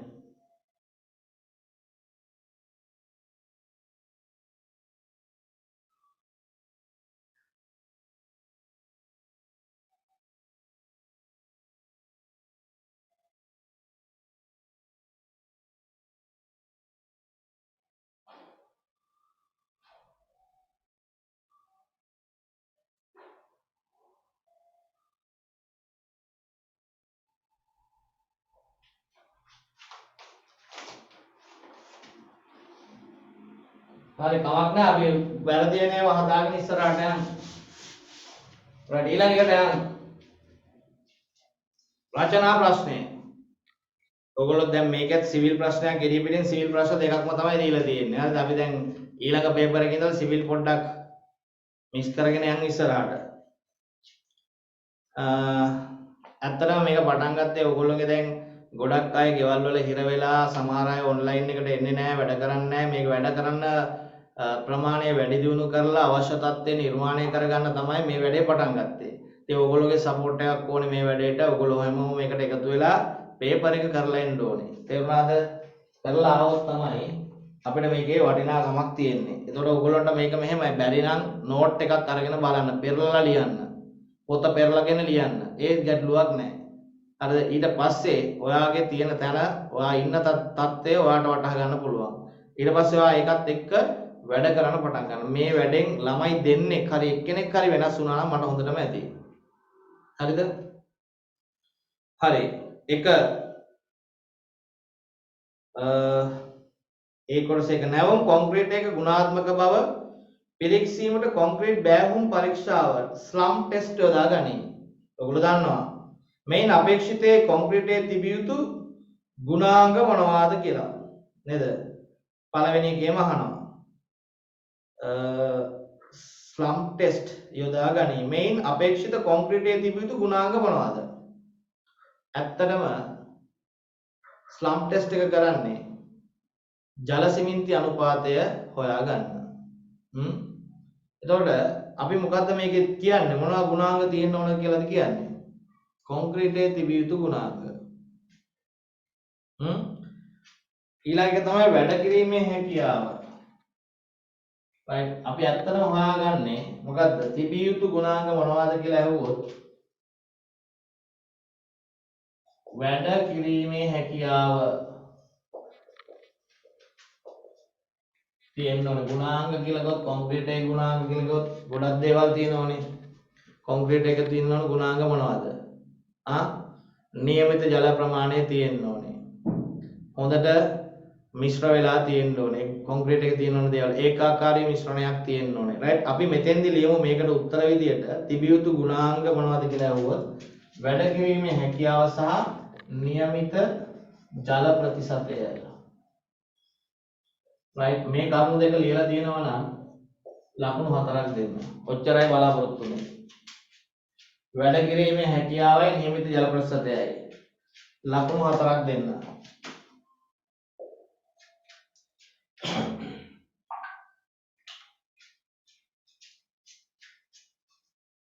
මොකෝ කරන්නේ?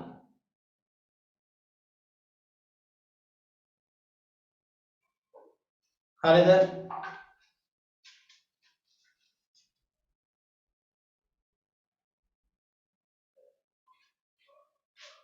ඊළඟ එක කොන්ක්‍රීට් බෑවුම් පරීක්ෂාවේ ප්‍රධාන පියවර සඳහන් කරන්න. පරීක්ෂාව සිදු කරන විදිය කොහොමද කරන්නේ? අපිට දෙන්න ඕනේ පරීක්ෂාව සිදු කරන්න හේතු චින්තකයක් නේද? රයිට්. මෙන්න මේ වගේ එකක් දෙන්න ඕනේ.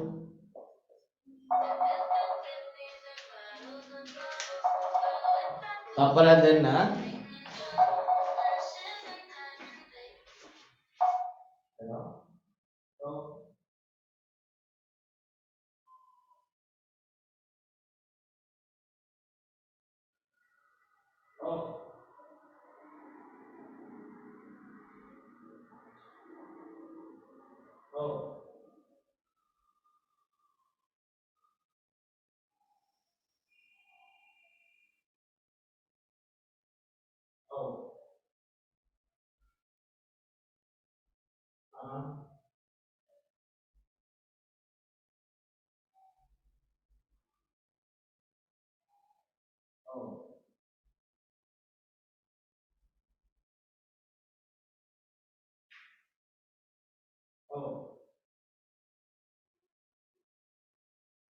नहीं वोटर किया मैं हर कोई बात करने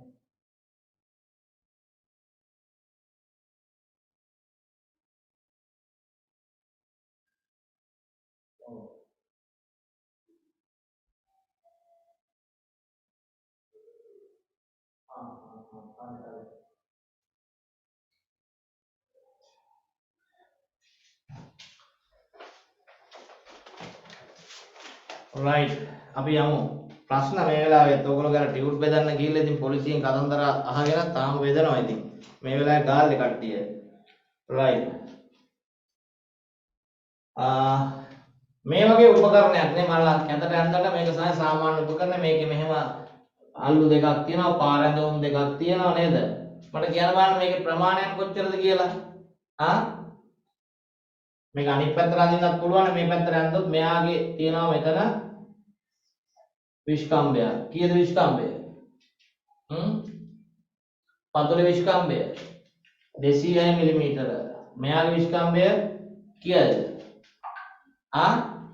100යි උස 300යි මේවා වැඩක් නැහැ මෙතෙන්ට මම මේ දේවල් කියනවා උනාට මෙතෙන්දී මේ උපකරණය අරගෙන හොඳට පිරිසිදු කරගන්න ඕනේ ඒ පිරිසිදු කරගෙන ඊට පස්සේ මෙයා අපි බෑහුම් තලයක තියෙනවා නේද බෑහුම් තලයක් ඊට පස්සේ ජලය ගමන් කරන්න නැති පෘෂ්ඨයක් වෙන්න ඕනේ බොහෝ විට අපිට මේකට පාවිච්චි කරන්නේ මොකද ලෝහ දහඩුවක් නේද කීය දහඩුවක්ද 300 වැඩි කිරීම 300 මිලිමීටර ප්‍රමාණය දහඩුවක් පාවිච්චි කරනවා බෑහුම් තලය මේකට කියනවා බෑහුම් තලය කියලා ඊට පස්සේ මෙයාගේ තියෙනවා තව උපකරණයක් මොකද්ද ටැම්පින් රොඩ් එකක් කෙටීමේ දණ්ඩක් මෙයාගේ විස්කම්භය මිලිමීටර 16යි මෙයාගේ උස මිලිමීටර 600යි ඊට පස්සේ තව මොකක්ද ඕනේ ටේප් එකක් ඕනේ එහෙම නැත්නම් මීටර රූලක් ඕනේ ඊළඟට තව ඕනේ මොකද්ද මේසන් හන්දක් දැන් කොහොමද මෙයාගේ පිළිවෙල කියන්නේ කොහොමද දැන් අපි මෙයා හදන්නේ වැඩ භූමිය තුලදී තියෙන කොන්ක්‍රීට් එකේ ජල සිමෙන්ති අනුපාතය හොයාගන්නේ පියවර මොකද්ද පළවෙනි පියවර මොකද කරන්න ඕනේ මෙයා පිරිසිදු කරන්න ඕනේ මොකද්ද හේතු චින්තකය නිවැරදිව පිරිසිදු කිරීම පළවෙනි පියවර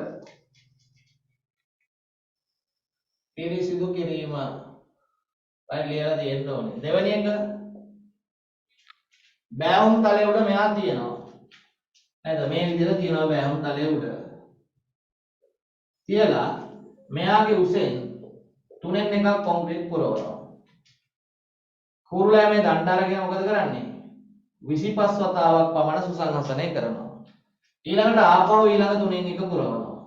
ආපහු 25 වතාවක් සුසංහසනය කරනවා. ඊළඟට ඉතුරු තුන එක පුරවලා සුසංහසනය කරලා වැඩි ටික මොකද කරන්නේ? උඩින් අයින් කරලා දාලා ජින්නකයේ සිරස්ව ඉහළට ඔසවනවා. එහෙම ඔසවලා මොකද කරන්නේ? මේ තියෙන්නේ බෑහුව නම් මෙතන තියෙනවා මෙන්න මේ අතට කේතු ජින්නකේ තියලා කුරුල්ලෑමේ දණ්ඩ මේ අතට තියෙනවා.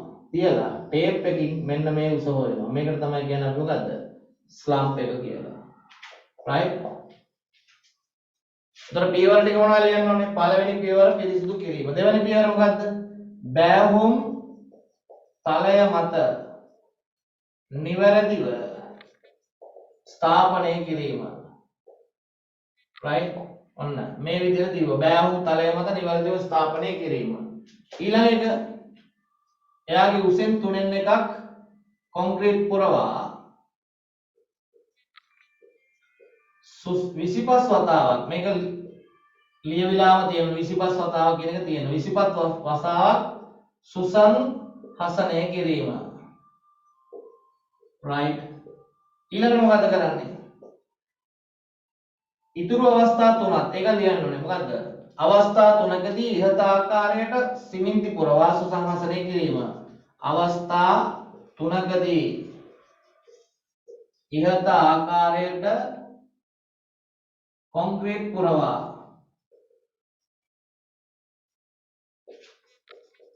සුසංහසනය කිරීම. right? මම ඔය දනව ලියාගෙන ගියේ පිරිසිදු කිරීම, බෑවුම් තලය මත නිවැරදිව ස්ථාපනය කිරීම, තුනෙන් එකක් කොන්ක්‍රීට් පුරවා 25 වතාවක් සුසංහසනය කිරීම, අවස්ථා තුනකදී ඉහත ආකාරයට කොන්ක්‍රීට් පුරවා සුසංහසනය කිරීම. ඊළඟට වැඩි කොන්ක්‍රීට් ඉවත් කර කේතු චින්තකයේ ඔසවා ළඟට ලියලා තියා ගන්න ඕනේ. කේතු චින්තකයේ ඔසවා මෙන්න මේ රූප සටහනේ ආකාරයට කොන්ක්‍රීට් කොටස ආසන්නයේ තබා ගැනීම.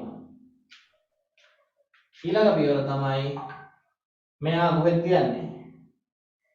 මෙයා මේ විදිහට තිරස්ව තියලා. කියන්නේ මොකද? කෙටීමේ දණ්ඩ චින්තකයේ මත තිරස්ව තබා එතෙන් සිට කොන්ක්‍රීටයේ ඉහළ කෙළවරට උස මැනීම. ඔය කොටස දෙනවා උස මැනීම. ඔන්න ඔය පියවර වල ටික ලියලා තියෙනවා නම් 1 2 3 4 5යි 6යි අඩුම තරමේ පියවර 5ක් තියෙනවා නම් ලකුණු 5ක් දෙන්න. පිරිසිදු කිරීම, බෑහුම් තලය මත නිවැරදිව ස්ථාපනය කිරීම, කොන්ක්‍රීට් තුනෙන් එකක් කොන්ක්‍රීට් පුරවා 25 වතාවක් සුසංහසනය කිරීම. අවස්ථා තුනකදී මේවා තියෙන්නම ඕනේ. හරිද? අවස්ථා තුනකදී ඉහත ආකාරයට කොන්ක්‍රීට් පුරවා සුසංහසනය කිරීම. ඊට පස්සේ මොකක්ද වෙන්නේ? වැඩි කොන්ක්‍රීට් ඉවත් කර කේතු චින්තකයේ ඔසවා කොන්ක්‍රීට් පින්ඩය ආසන්නයේ අනිත් අතට ස්ථානගත කර ඉහළින් තිරස්ස මොකද්ද? කුරුලෑමේ දණ්ඩ තබා එතෙන් සිට උස මැනීම. right? ඔය ටික ලියලා තියෙනවා නම් ලකුණු 5ක් දෙන්න. මම දලා දවසක් වෙන විදිහට කතා කරේ වෙයි. ඔයගොල්ලෝ දැන් තියරි බලලා ඔය ටික හදා ගන්න.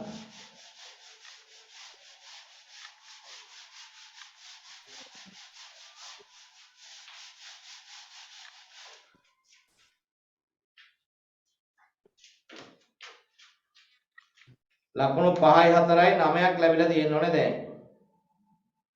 ඊළඟට බලන්න. වත්මන් ශ්‍රී ලංකාව තුළ නිවැරදි කසල කළමනාකරණයක් නොමැති වීමෙන් ගැටලු රැසක් උද්ගත වී ඇත. ඝන කසල ජනනය වන ක්‍රමය අනුව වර්ගීකරණය වන ප්‍රධාන කාණ්ඩ තුනක්.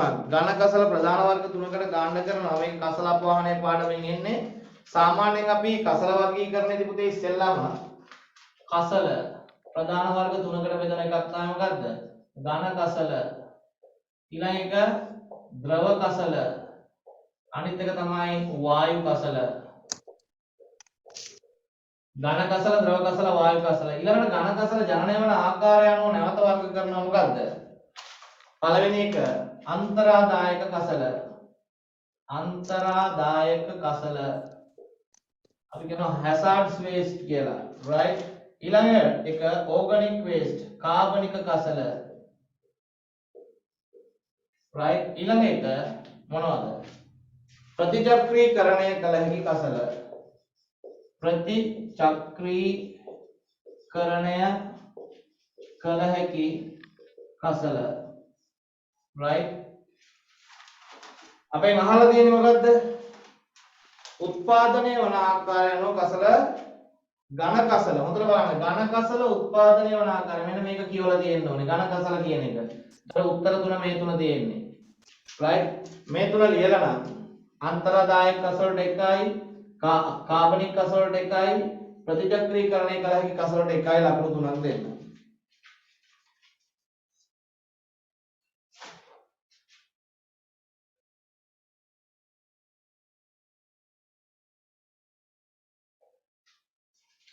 හරි. ඒකත් හරියනේ දැන් එතන. right. ඊළඟට කියනවා ඝන කසල සහ දීර්ඝබැඳි කසල එකිනෙක මිශ්‍ර වීමෙන් ඇතිවන හානිකර තත්ත්වයන් විස්තර කරන්න. මේ මොකද්ද මේ කියන්නේ? ද්‍රව කසලයි ඝන කසලයි එකතු වෙන්න දෙන්නේ නැහැ අපි කසල කළමනාකරණයේදී. ඒකට හේතුව ඝන කසල වල තියෙන පුළුවන් කාබනික අපද්‍රව්‍ය ද්‍රව කසල වල තියෙන ජලයත් එක්ක ප්‍රතික්‍රියා කළා මොකද වෙන්නේ? අපි ඒකට උත්තර ලිව්වා. 2021 ගියා නම් විභාගයටත් අහලා තිබ්බ ගිය අවුරුද්දේ. ඔන්න බලන්න. මේක මංගාව දිවිච්ච ප්‍රශ්නයක් කලින්. මේක එකින් අත් යන ඊට කලින් හදපු ප්‍රශ්නයක් මේ. ගිය අවුරුද්දේ අහුවා ඕක පේපර් එකේ. ඔයගොල්ලෝ පේපර් ක්ලාස් එකට හිටියනම් දන්නවා. 21 පේපර් ක්ලාස් එකට. ඝන කසල වල තියෙනවා මොනවාද? කාබනික අපද්‍රව්‍ය තියෙනවා. ඒ වගේම අකාබනික අපද්‍රව්‍ය තියෙනවා. කාබනික අපද්‍රව්‍ය ජලයත් එක්ක ප්‍රතික්‍රියා කළා මොකද වෙන්නේ? විෂ වායු හැදෙන්න පුළුවන්. මොනවාද? මීතේන්, ඇමෝනියා, සල්ෆර් ඩයොක්සයිඩ් වගේ වායු වර්ග නිර්මාණය වෙන්න පුළුවන්. ඒ වගේම තමයි අකාබනික ද්‍රව්‍යත් ජලයත් එක්ක ප්‍රතික්‍රියා කරලා විෂ දුහුලක නිර්මාණය කරන්න පුළුවන්. ඔය කරුණු දෙක ලියවෙන්නම ඕනේ. මොකද්ද? පළවෙනි කාරණේ විදිහට කියන්නේ ඝන කසල වල ඇති කාබනික අපද්‍රව්‍ය, ඝන කසල වල ඇති කාබනික අපද්‍රව්‍ය ජලය සමග මිශ්‍ර වීමෙන් විෂ වායු වර්ග නිර්මාණය විය හැක. එච්චර ලිව්වනම් ඇති. ඒකට ලකුණු තියෙනවා. හරිද? ලකුණු දෙකමාරක් එකට දෙන්න. ඝන කසල වල ඇති කාබනික අපද්‍රව්‍ය ජලය සමග මිශ්‍ර වීමෙන් මොනවද?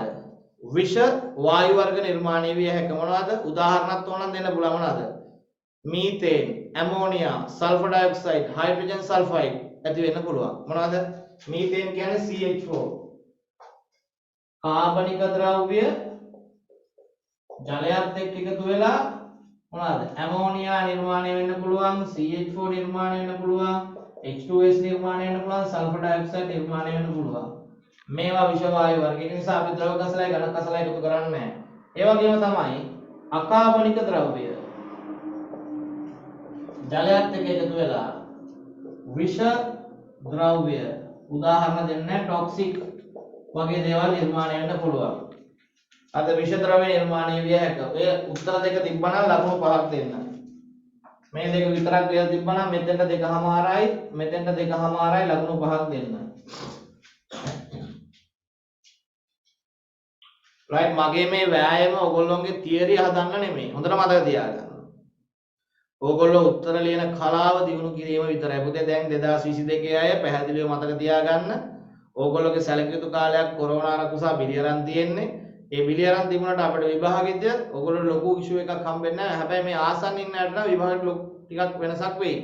ඕගොල්ලන්ට තමයි ලොකුම අසාධාරණේ වෙන්නේ. එක වෙලාවක සහරාන් ගැහුවා ඊළඟට කොරෝනා පළවෙනි රැල්ලාව දෙවෙනි රැල්ලාව දැන් හොම්බටවත් තද වෙලා තියෙන්නේ. නේද? මෙතෙන්ටම ගිලිලා තියෙන්නේ. ඒක නිසා ඒගොල්ලොන්ගේ උත්තර ලිවීමේ කලාව දියුණු කරන්න තමයි මේක කරන්නේ. හරිද? ඒක නිසා මතක තියාගන්න මම මෙතෙන්දි තියරි මතක් කරන්නේ මේ යන තියරි කියනවා යම්කිසි ප්‍රමාණයක්. ඊට වඩා තියරි පන්තික කරන වැඩ ප්‍රමාණය වෙනස්. ඒ නිසා මතක තියාගන්න මේක පේපර් ක්ලාස් එකක්. අර තේරුම් ගන්න නෙමෙයි ඉන්නේ. ඒක හොඳට මතක තියාගන්න. තේරුම් අරගෙන තමයි ඉන්න ඕනේ. එහෙම නැත්නම් ඕගොල්ලෝ අමාරු වැටෙන්න පුළුවන්. හරිද? right. ඒකට ලකුණු 5ක් දුන්නා. ඊළඟට බලන්න. සම්මත ගොඩනැගිලි රෙගුලාසි වලට අනුව ප්‍රාදේශීය ද්විතීයික හා ප්‍රධාන මාර්ගවල මධ්‍යයේ සිට ගොඩනැගිලි රේඛාවට දිවිය යුතු ආමදුරවල් සඳහන් කරන්න.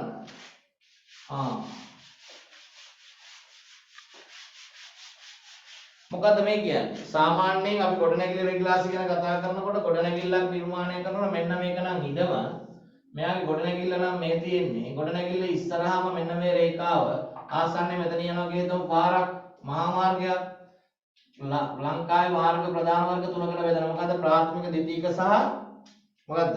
ප්‍රධාන කියලා. නේද? එතකොට මෙන්න මේ රේඛාවට කියන මොකද්ද? building line. BUL building line. ගොඩනැගිලි රේඛාව. මේක building එක. ගොඩනැගිල්ල. මේක ගොඩනැගිලි රේඛාව. එතකොට පාරේ මැදින් නිර්මාණය කරන මේ රේඛාවට කියන මොකද්ද? වීදි රේඛාව නැත්නම් street line. වීදි රේඛාව. මේ දෙක අතර පරතරයක් තියෙනවා තියාගන්න. මේක ප්‍රධාන මාර්ගයක් නම් මොකද්ද පරතරය? මීටර 15යි. ද්විතීයික මාර්ගයක් නම් කීයක් වෙන්න ඕනද? කියන්න. මීටර 9යි. ප්‍රාථමික මාර්ගයක් නම් කීයද? මීටර 6යි. මේ අතර තව ගොඩක් නීති රීති තියෙනවා මම ඒව විස්තර කරන්න යන්නේ නැහැ. එහෙනම් මේකට කියනවා මොකද්ද? ගොඩනැගිල්ලේ පිවිසුම් මාර්ගයට පිහිටලා ඇති පැත්තේ ඉස්සරහට මෙහෙම නිර්මාණය කරන රේඛාවට කියන ගොඩනැගිලි රේඛාව. ගොඩනැගිලි රේඛාව. right ඔයගොල්ලෝ ලකුණු මාක් කරන්න රතු පෑනක් ගන්න. ඒ ගරම් මාක් කරන්න. මාක් කරලා බලන්න Tamanට ලැබුණ නැත්තේ මොනවද කියලා. ලැබිලා තියෙන්නේ මොනවද කියලා. හරිද?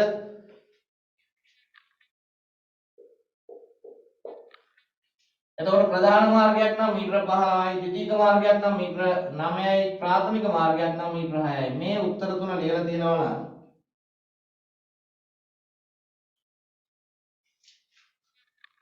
ලකුණු 3ක් දෙන්න.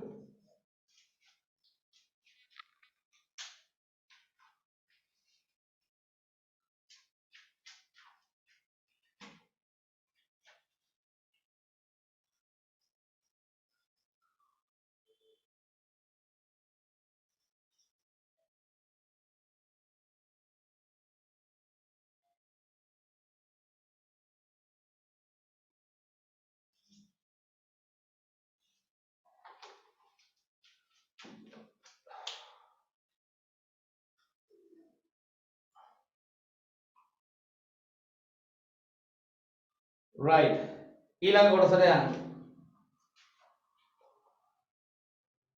ඊළඟ අහන්න මොකද්ද? සම්මත ආලෝක තලයේ හෙවත් ආලෝක කෝණයේ අංශක 63.5ක් වේග හදාගන්න. සම්මත ආලෝක තලයේ හෙවත්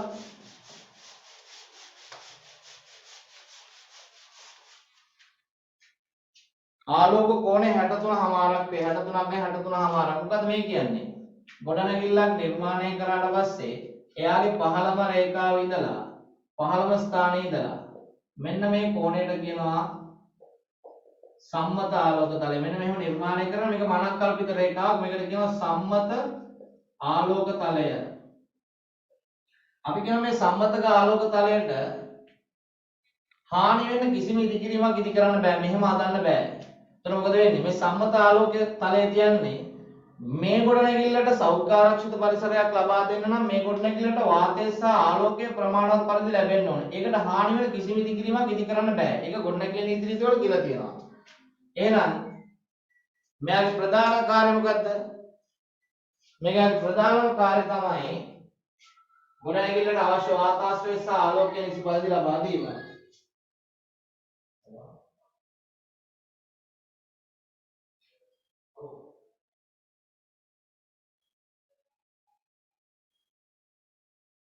මම කිව්වේ නැහැ මම බලන්න මම දැන් ක්ලාස් එකකම ඉන්නේ මම මේක කරලා ගන්නද?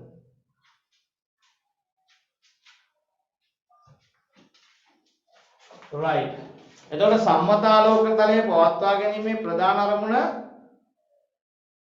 විස්තර කරන්න මොකද්ද? ගොඩනැගිල්ලට අවශ්‍ය වාතාශ්‍රය සහ ආලෝකයේ නිසි පරිදි ලබා ගැනීම. වාතාශ්‍රය සහ ආලෝකයේ නිසි පරිදි ලබා ගැනීම කියලා තියෙනවා නම් ලකුණු 4ක් දෙන්න.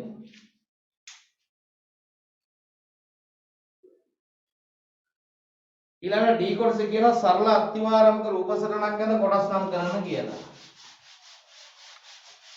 ඒවනම් දැන් කම්පියුටර් වගේ නේද? ඇඳලා ඇති වෙලා නැත්තේ බලමු අපි අත්විවරමක් අඳින්න. සරල අත්විවරම. ඔන්න. යටම තියෙන්නේ මොකද්ද? මඩ කොන්ක්‍රීට් තට්ටුව. ඊළඟට කයිරු වැම්ම තියෙන්න ඕනේ. මෙතන තියෙන්නේ මොකද්ද? තෙත් නිවාරණ වැටිය DPC එක. ඊළඟ මෙතන තියෙන්නේ මොකද්ද? ගැඩොල් වැම්ම. right? ඊළඟට මෙතන තියෙන ඇතුළත කපලාරුව. මෙතන තියෙන පතුල් පටිය. පිටත කපලාරුව. මෙතන තියෙන මොකද්ද?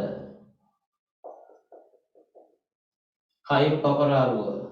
පින්ලිත් ප්ලාස්ටර් එක. right? එතන මෙතන තියෙනවා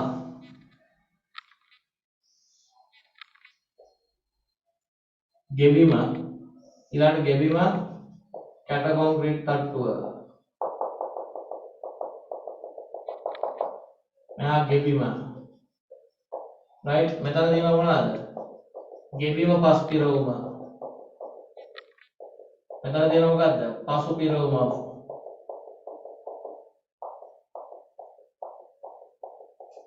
මේක මොකද්ද? පොළොව මට්ටම. එතන මෙයා මඩ කොන්ක්‍රීට් එක.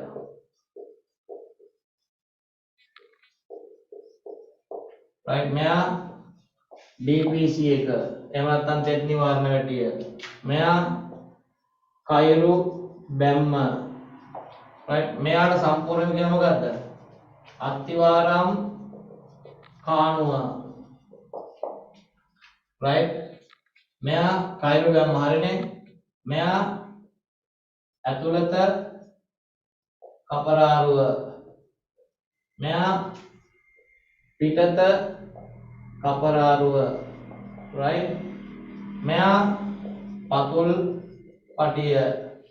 මෙයා ගෙබිම කොන්ක්‍රීටය. මෙයා ගෙබිම පස් පිරවුම. right? මෙයා පසු පිරවුම. මෙයා කයිරු කපරාරුව. මෙන්න මේ කොටස් ටික නම් වෙලා තියෙන්න ඕනේ. ওই විදිහට ඇඳලා ওই කොටස් ටික නම් කරලා තියෙනවා නම් ලකුණු 5ක් දෙන්න. මේ කොටස් ටික ඔක්කොම නම් කරලා දෙනවා ලකුණු 5ක් දෙන්න, නැත්නම් ලකුණු 3ක් දෙන්න. මම මේ අඳපු කොටස් ටික සම්පූර්ණයෙන් නම් වෙලා තියෙන්න ඕනේ. මඩ කොන්ක්‍රීට් එක, කයිරු බැම්ම, කයිරු කපරාරුව, DPC එක, මෙතන බැම්ම තියෙනවා, පිටත කපරාරුව, ඇතුළත කපරාරුව, පතුල් පටිය, අත්තිවාරම් කාණුව, පසු පිරවුම, කයිරු බැම්ම, මේ ටික ඔක්කොම ගෙබිම සියල්ල නම් වෙලා තියෙන්න ඕනේ.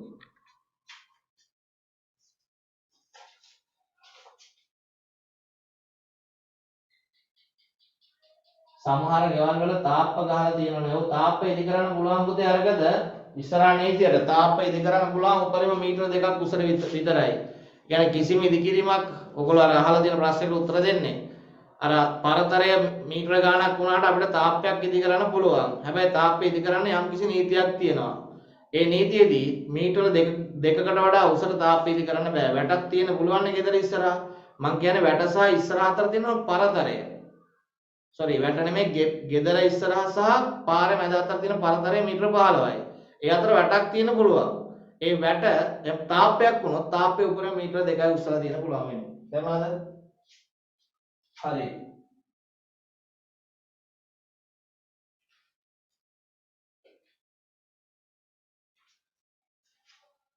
මේ ටික හරියද?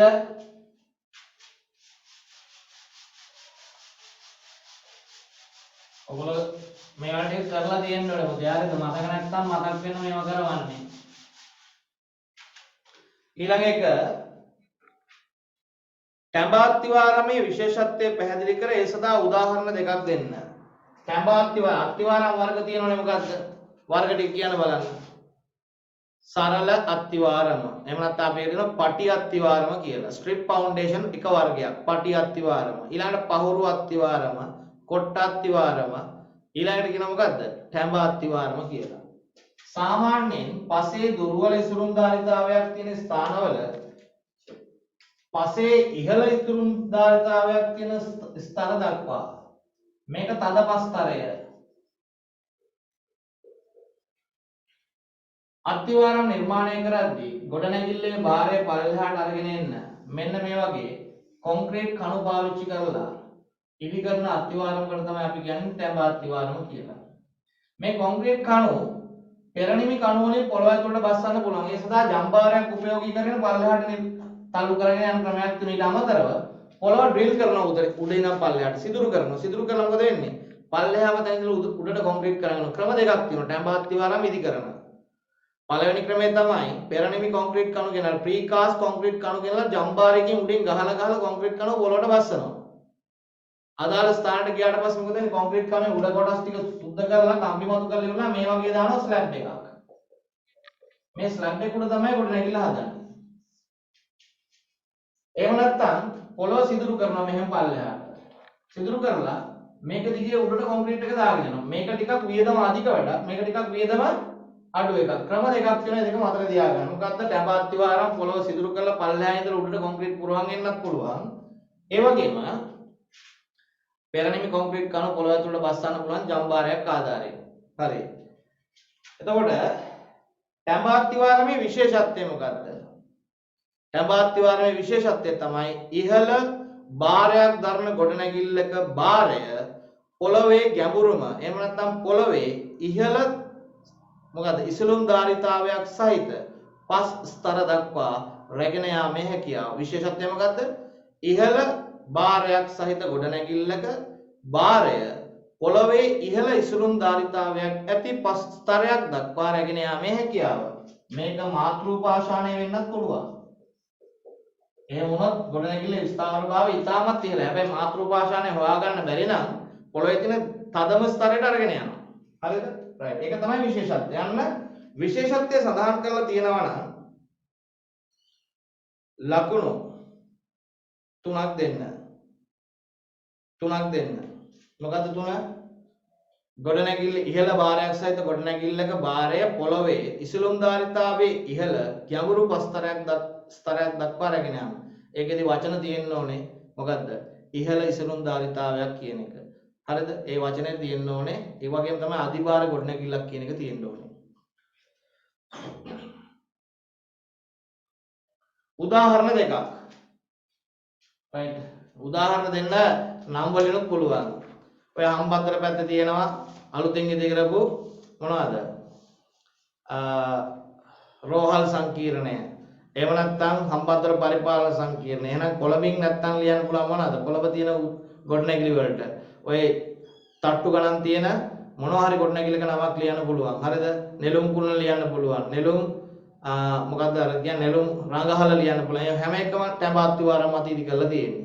ඒ වගේම විශේෂයෙන්ම ගුවන් පාලම් නිර්මාණය කරද්දී ගුවන් පාලම් වල භාරය පොළොවේ කොටස් කරා රැගෙන යන්න ඕනේ. හයිවේ එක නිර්මාණය කරද්දී මේක පාවිච්චි කරලා තියෙනවා. හරිද? පහළ පස්තරයන් වලට ගමන් කරලා තියෙන්නේ. තේරුණාද? රයිට්. එහෙනම් උදාහරණ කියන එක ඔයගොල්ලෝ කැමති එකකින් ලියා ගන්න. ඒක විශේෂ කරුණක් නෙමෙයි. ඔයගොල්ලෝ සාමාන්‍යයෙන් ලොකු කොටනැගිල්ලක මොනවා හරි නම් ලියලා දෙනවා අවුලක් නැහැ. ඒතර ඒක ලකුණු දෙකක් දෙන්න උදාහරණ දෙකක් ලියලා තියෙනවා නම්. හරිනේ? දැන් ලකුණු ටික එකතු කරගන්න මේ ප්‍රශ්නේ. එකතු කරලා පැත්තකින් ලියා ගන්න. ඉක්මනට එකතු කරගන්න.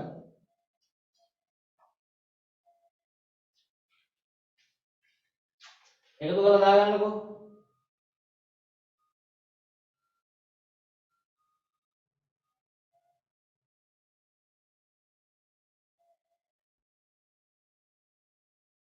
විනාඩි දෙකක් දෙන්න. ඉක්මනට එකතු කරගන්න.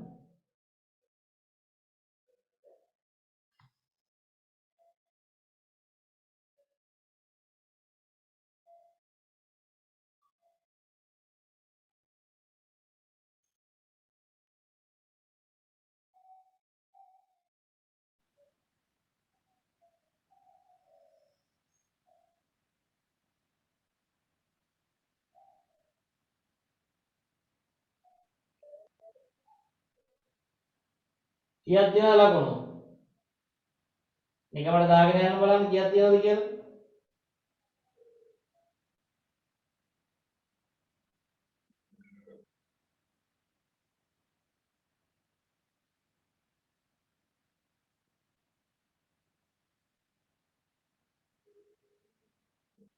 ඉෂාන් දාලා දෙනවා දාන්න.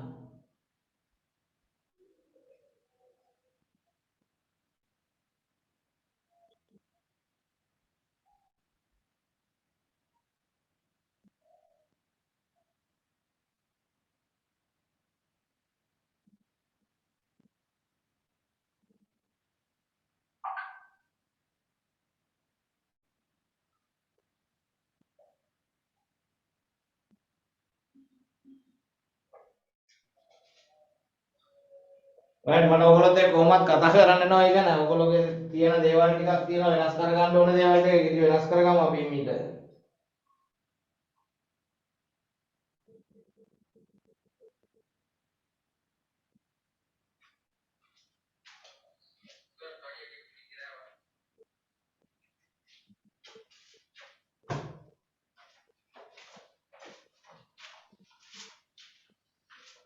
right දැන් ඔයගොල්ලෝ සාමාන්‍යයෙන් ඔයගොල්ලෝගේ පැත්තෙන් බැලුවම සිවිල් කියලා කියන්නේ ලේසි ලකුණු ගන්න පුළුවන් කියලා හිතාගෙන ඉන්න කොටසක්.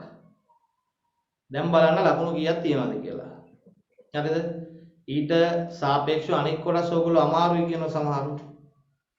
කිසිම කොටසක් අමාරු නෑ. ඔබේ කැපවීම සහ වෙනස් වෙන්න ඕන දේවල් ටික වෙනස් කරගන්න වෙනවා. right? මේ ලකුණු දිහා බැලුවම මට ගොඩක් දේවල් කියන්න පුළුවන්. හරිද? තමන් පසුතැවෙන්න එපා. හරිද?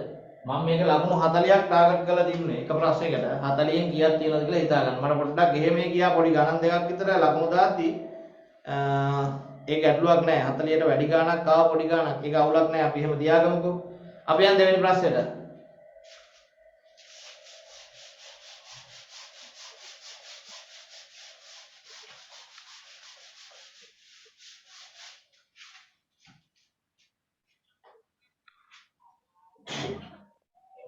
ගොඩනැගිලි ඉදිකිරීමේදී අවසන් කාර්ය වන තෙක් අවසන් කාර්ය වන්නේ නිමහම් කිරීම වන අතර මේ සඳහා විවිධ නිමහම් ක්‍රම භාවිතා කරයි. නිමහම් කිරීමේ ක්‍රමය තීරණය කිරීම සඳහා විවිධ සාධක බලපායි. ඉදිකිරීම වල අවසන් නිමාව සඳහා නිමහම් කිරීමේ නිමහම් ක්‍රමයේ ප්‍රබල දායකත්වයක් ලබා දෙයි. පළවෙනි එක දියර තත්ත්වයේ තිබීදී සාදා ගන්න ලබන බෑදුම් ද්‍රව්‍ය වියලීමේදී ඝන බවට පත්වන නිමහම් ක්‍රම තුනක් ලියන්න. නේද? තෙත් නිමහම්, වියලි නිමහම්, එහෙම නැත්නම් තැන් වාතු නිමහම්, පෙර වාතු නිමහම් සහ දැව නිමහම් කියලා වර්ග කීපයක් තියෙනවා. ඒ අතරේ දියර තත්ත්වයේ තිබීදී යොදා ගන්න ලැබූ බෑදුම් ද්‍රව්‍ය වියලීමේදී ඝන බවට පත්වන නිමහම් ක්‍රම තුනක් ලියන්න. මොනවද ලියපු තුන? කියන්න බලන්න. පළවෙනි එක ලියන්න පුළුවන්. පළවෙනි එක කපරාරුව.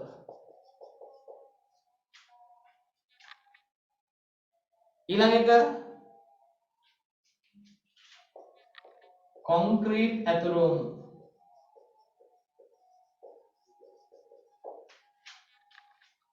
දියර තත්ත්වයේදී යොදා ගන්න ලැබෙන නිමහම් ද්‍රව්‍ය වියලීමෙන් ශක්තිමත්භාවය හදාගන්න නිමහම් ක්‍රම. කපලාරුව එකක්, කොන්ක්‍රීට් ඇතුරුම් තව එකක්. තව තියෙනවා මොනවාද? තැන් වාතු,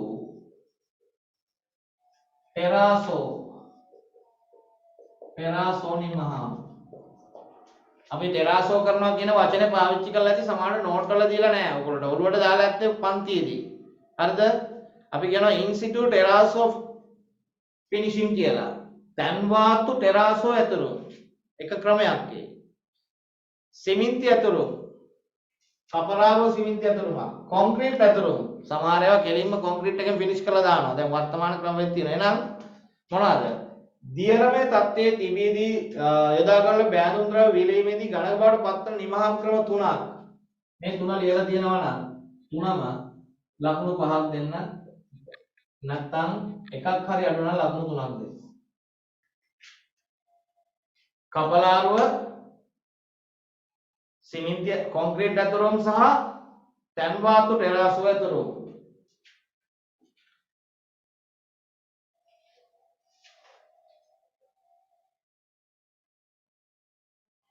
right ඊළඟට බලන්න නිමහම් ද්‍රව්‍යයක් තෝරා ගැනීමේදී සලකා බැලිය යුතු කරුණු පහක් ලියන්න. මේක තියරි ගෙඩිය පිටින් දීලා තියෙන මොකද්ද? පාදකයේ වර්ගය, ගොඩනැගිල්ලේ භාවිතය, බාහිර පෘෂ්ඨයක්ද අභ්‍යන්තර පෘෂ්ඨයක්ද යන වග, අපේක්ෂිත සැප පහසුවේ තරම, ලිස්සීමෙන් තොර බව, නඩත්තු කිරීමේ පහසුව, පිරිවැය, පුජ්‍යලික කැමැත්ත, තාප පරිවර්ණය, උණුසුම් පරිවර්ණය, එහෙම නැත්නම් තාප පරිවර්ණය, පෙනුම, ආරක්ෂාව. ඔන්න ඔය කරුණු ටික දීලා තියෙනවා ඔයගොල්ලෝ තියරි. මොකද්ද? පාදකයේ වර්ගය, type of base. මතු පිට මොකක්ද කියන එක. සිමෙන්ති ඇතුරුමක්ද, කොන්ක්‍රීට් ඇතුරුමක්ද, කළු ගල් වලින් හදලා තියෙන එකක්ද කියන එක ඉතා වැදගත්. පාදකයේ වර්ගය, type of base. ගොඩනැගිල්ලේ භාවිතය. මේක නිදා ගන්න කාමරයක්ද, කුස්සි කාමරයක්ද, ගබඩා කාමරයක්ද කියන එක වැදගත් වෙනවා. එහෙනම් පළවෙනි කාරණය පාදකයේ වර්ගය. ඊළඟ එක ගොඩනැගිල්ලේ භාවිතය. බාහිර පෘෂ්ඨයක්ද අභ්‍යන්තර පෘෂ්ඨයක්ද යන වග. අපේක්ෂිත සැප පහසුවේ තරම. ලිස්සීමෙන් තොර බව. නඩත්තු කිරීමේ පහසුව. පිරිවැය කොස්ට් එක අනිවාර්යෙන් තියෙන්න. පුජ්‍යලික කැමැත්ත. මොන දේ තිබුණත් තරන්නේ මං ආස නැත්තා නේද? තාප පරිවර්ණය. උණුසුම එහෙම නැත්නම් ඒක ලියුවනේ තාප පරිවර්ණය. පෙනුම සහ ආරක්ෂාව. ඔය කියන කරුණු වලින් කරුණු පහක් කියලා තියෙනවා නම් දෙක ගානේ 10ක් දෙන්න. දෙක ගානේ 5ක් ලකුණු 10යි. මම බෝඩ් එකේ ලිව්වේ නැහැ. දැන් ඔයගොල්ලෝට ඇහෙන්නේ නැති මම කියපු දේවල් පාදකයේ වර්ගය, ගොඩනැගිල්ලේ භාවිතය, බාහිර පෘෂ්ඨයක්ද අභ්‍යන්තර පෘෂ්ඨයක්ද යන වගේ අපේක්ෂිත සැප පහසුවේ තරම, ලිස්සීමෙන් තොර බව, නඩත්තු කිරීම, පුජ්‍යලික කැමැත්ත, තාප පරිවර්ණය, පෙනුම සහ ආරක්ෂාව. පැහැදිලිද? right.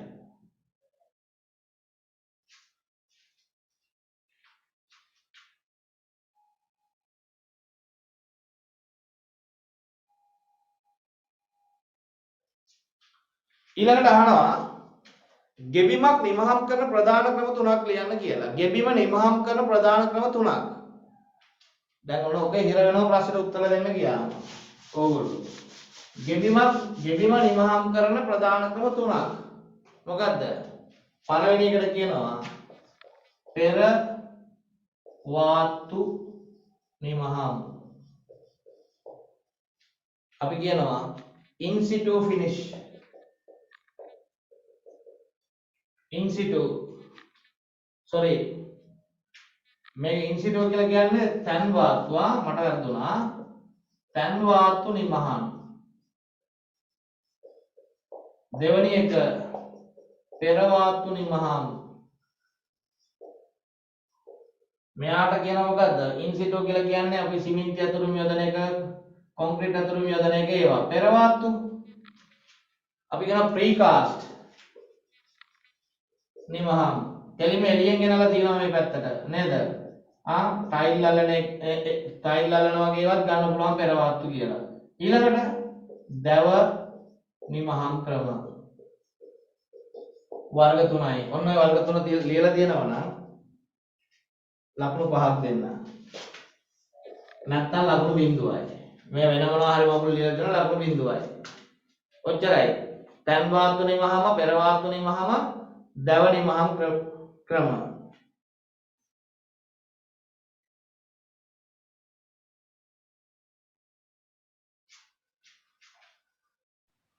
ඊළඟට අහනවා පැරණි විත්තියක් කපරාරු කරන හන්දව විස්තර කරන්න. පැරණි විත්තියක් ඉස්සෙල්ලා මොකද කරන්න ඕනේ? විත්තියේ තියෙන මිලිමීටර 16ට වඩා වැඩි කොටස් කඩා ඉවත් කිරීම. ඒ සඳහා අපිට මොකද පුළුවන්? විවිධ උපකරණ පාවිච්චි කරන්න පුළුවන්. මිලිමීටර 16ට වඩා ඝනකමින් වැඩි කොටස් කඩා ඉවත් කිරීම. දුර්වල සිමෙන්ති ගලවා දැමීමකට කම්බි බුරුසකින් සුද්ධ කරන්න පුළුවන්. එහෙම නැත්නම් අපි ඒකට කියනවා පිරිසිදු කිරීම කියලා. තෙල්, ග්‍රීස්, කුණු දූවිලි නැති මතු පිටක් තියෙනවා. පළවෙනි කරුණ තමයි මිලිමීටර 16ට වඩා වැඩි ඝනකමක් සහිත ස්ථාන කඩා ඉවත් කිරීම. දෙවෙනි එක තමයි දුර්වල සිමෙන්ති බදාම ගලවා ඉවත් කිරීම. ඒ සඳහා කම්බි බුරුසක් භාවිත කළ හැකියි. right පළවෙනි එක මිලිමීටර 16ට වඩා ඝනකම ඇති කොටස් ඉවත් කිරීම. දෙවෙනි එක දුර්වල සිමෙන්ති කොටස් මම ලස්සනට ලියන්නේ නැහැ බෝඩ් එකේ ඉවත් කිරීම. මොකද මගේ පෑන පොඩ්ඩක් මාරු කරා මම අද ඒක නිසා මේ බොහොම හීනි අකුරු වලින් ලියාගෙන යනවා. දුර්වල සිමෙන්ති කොටස් ඉවත් කිරීම. ඊළඟ එක මොකද්ද? ඊළඟ මොකද කරන්න ඕනේ? බිත්තිය තෙමා ගන්න ඕනේ. තෙමා ගැනීම. පැය 4කට කලින් තෙමා ගැනීම. බිත්තිය තෙමීම ඊළඟ පියවර. ඊළඟ මොකද කරන්නේ? ඉහළ සිට පහළට කැට තබා ගැනීම. ඊළඟ පියවර කියන මොකද්ද? කැට අතර මාල දැමීම. ඊළඟ එක මට්ටම් කැපීම. මොකද මට්ටම් කැපීම කියලා කියන්නේ? මෙන්න මෙහෙම කැට තියාගත්තා. අපේ මට්ටම් ලී දුරට සමානව මේ දෙක අතර සිමෙන්ති බදාම කපා ගන්නවම හරියට මට්ටම් කරලා මේකට කියනවා මාල සකස් කිරීම කියලා. ඊට පස්සේ මොකද කරන්නේ? එන්න මේ අතර ප්‍රදේශයේ සිමෙන්ති බදාම වලින් පුරවලා මට්ටම් කැපීම සිදු කරනවා. right? සිවිල් වෘත්තිකයෙක් විදිහට ඔයා දැනන් ඉන්න ඕන දේවල්. ඊළඟ මොකද කරන්නේ? ස්පොන්ජ් කෑල්ලකින් හරි එහෙම නැත්නම් මනිස් ලෑල්ලෙන් හරි මේසන් හැන්දෙන් හරි මොකද වෙන්නේ? මතු පිට සුමට කිරීම. අපලා විවරයක්නේ. මොනතරයි? මිලිමීටර් 16ට වඩා වැඩි කොටස් කඩා ඉවත් කිරීම, දුර්වල සිමෙන්ති කොටස් ඉවත් කිරීම, තෙමා ගැනීම, ඉහළ සිට පහළට කැට තබා ගැනීම, කැට අතර මාල දැමීම, මට්ටම් කැපීම සහ මතු පිට සුමට කිරීම. 1 2 3 4 5 6 7යි. එක ගානේ ලකුණු 7ක් දෙන්න. මේ පියවර 7 තියෙනවා. එක ගානේ 7යි.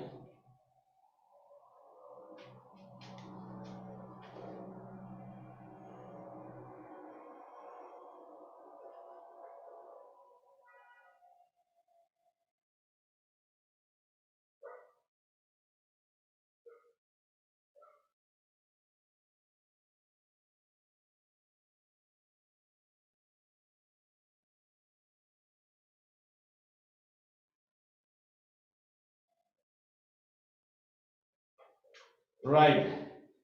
अंतिम प्रश्न गुणात्मक भावेन इहළ गुणात्मक वर्गेन इहළ सिमिति वर्गයක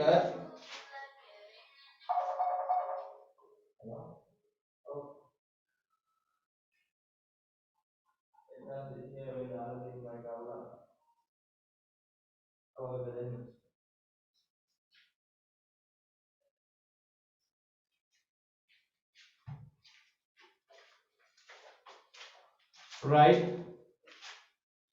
गुणात्मक भावेन इहළ තීන්ත වර්ගයක තිබිය යුතු ගුණාංග තුනක් අවසන් පියවර තමයි තීන්තාලේප කිරීම. තීන්ත ගැන ගොඩක් දේවල් කතා කරන්න තියෙනවා. නමුත් ඔයගොල්ලෝගේ තියරි එක කතා කරලා තියෙනවා. අපි මේ ප්‍රශ්නෙට උත්තර ලියනකොට හොඳ තීන්ත වර්ගයක තිබිය යුතු ගුණාංග qualities of good paint කියලා අපි කියන්නේ. පළවෙනි කාරණය තමයි මතු පිට හොඳින් පැතිර යන්න ඕනේ. හොඳින් පැතිර යා යුතුය. right. ඒ වගේම තමයි අපි ආලේප කරන බුරුසු හරි රෝලර් එක හරි පහසුවෙන් හැසිරවීමේ හැකියාව තියෙන්න ඕනේ. පළවෙනි එක හොඳින් මේකද පැතිර යාමේ හැකියාවක් තියෙන්න ඕනේ. ඊළඟ එක තමයි බුරුසුව හෝ රෝලරය හොඳින් හැසිරවීමේ හැකියාව. ඊළඟ එක තමයි ඒකාකාරී තුනී පටලයක් හෝ පෘෂ්ඨය පුරා ඒකාකාරී මොකද වෙන්නේ? ඒක අපි කලිනුත් කියවනේ දැන් හොඳින් පැතිර යාමේ හැකියාව. දෙවෙනි එක කිව්වේ බුරුසුව ඉතා පහසුවෙන් හැසිරීමට පුළුවන් වෙන්න ඕනේ කියලා. තුන්වෙනි එක විදිහට ලියා ගන්න. වියලීමෙන් පසුව බුරුසු සලකුණු ඉවත් විය යුතුය. බ්‍රෂ් මාර්ක් තියෙන බෑ. හරිද? තුන්වෙනි කාරණය. අඩු කාලයකදී වේලෙන්න ඕනේ. වේලෙනකොට ඉරිදලින්ම ආව වෙන්න ඕනේ. දැන් මම මේ කියන ඒවා ඔයගොල්ලෝගේ උත්තර ඇතුලේ තියෙනවද කියලා බලන්න. එච්චරයි කරන්න ඕනේ. හරිද? අඩු කාලයකදී සම්පූර්ණයෙන්ම වේලෙන්න ඕනේ. ඊළඟට වේලුණාට පස්සේ ගෙවී යාම සඳහා ප්‍රතිරෝධයක් දක්වන්න ඕනේ.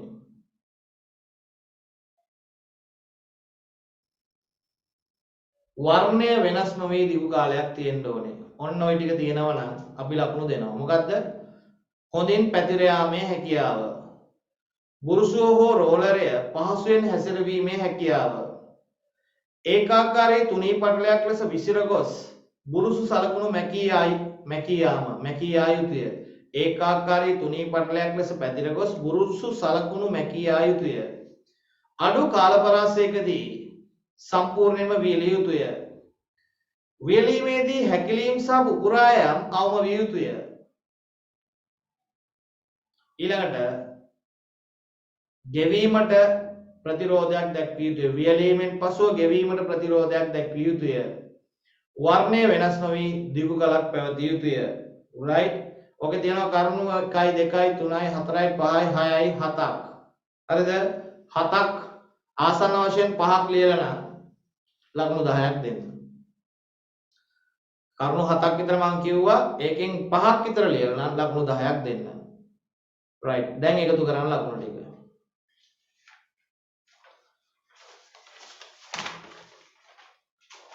right? මෙහෙමයි එකතු කරලා දාගන්න ගමන් මේ ටිකත් අහගෙන දාගන්න පැත්තෙන් ලකුණු ටික ඕනේ මට දැන් අනිවාර්යෙන් ලකුණු ටික දාන්න ඕනේ.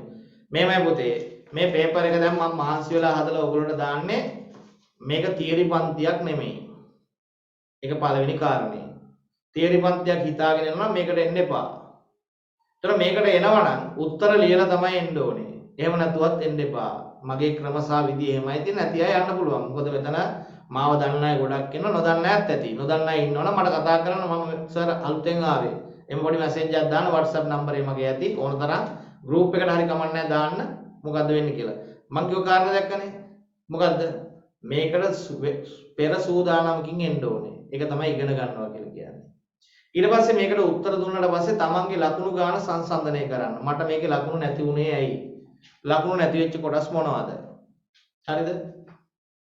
ඔය ඔක්කොම ටික එකතු කරලා දාලා ඉවරලා ලකුණු 100න් හදන්නකෝ ඒ අතරේ 100න් කීයද කියලා.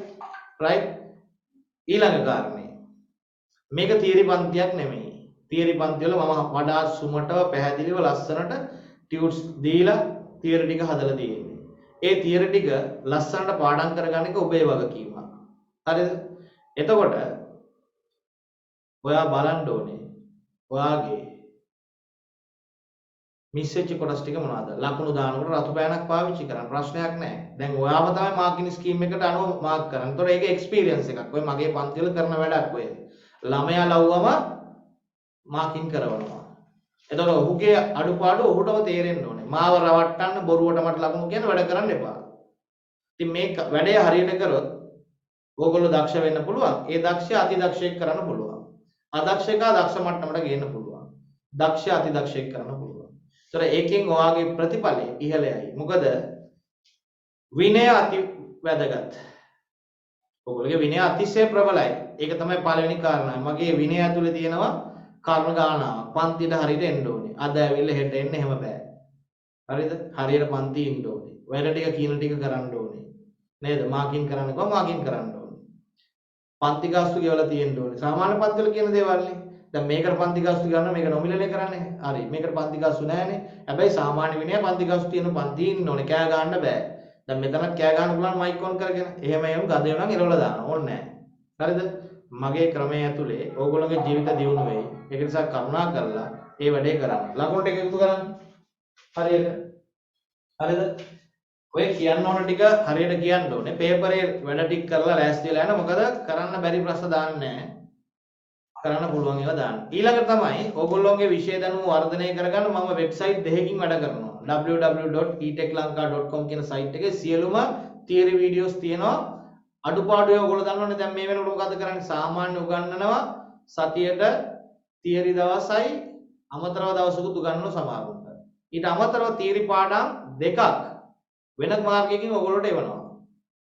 දැන් TDS පාඩම එවලා තියෙනවා. සේෆ්ටි පාඩමත් එවලා තියෙනවා.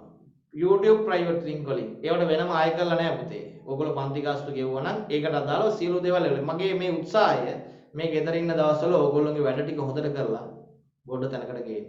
22 අප් කරලා ගන්න උඩට. ඕගොල්ලෝ තමයි වලේ වැටලා ඉන්නේ. ඒක නිසා උඩ යන්න ඕනේ. ඒක නිසා ඕගොල්ලෝගේ ඉන්න යාළුවන්ට දැනුවත් කරන හොඳ වැඩසටහනක් නම් මේක හොඳයි කියලා. ඕගොල්ලෝ දන්නවා ඕගොල්ලෝගේ group කීපයක් තියෙනවා. Telegram group එකකුත් තියෙනවා, Telegram channel එකකුත් තියෙනවා.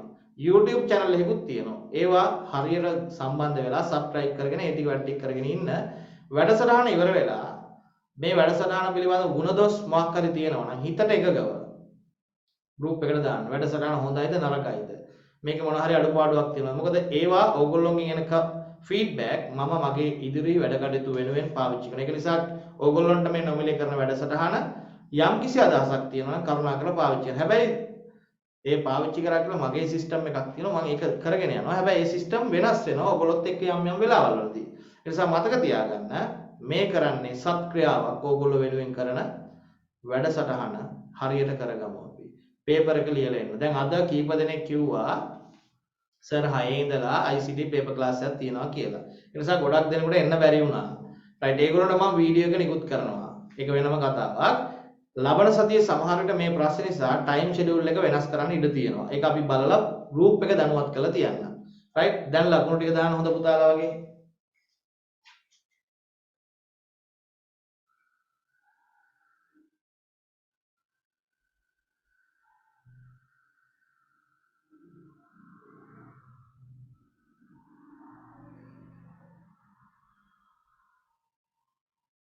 රයිට් බලාගෙන ඉන්න දාන්න ඉක්මනට දාගෙන යන්න.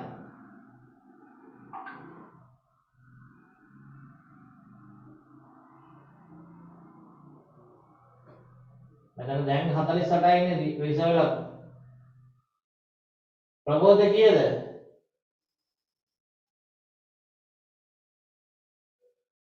තම කියලාම ඇහුවොත් ලැජ්ජ වෙන්න එපා.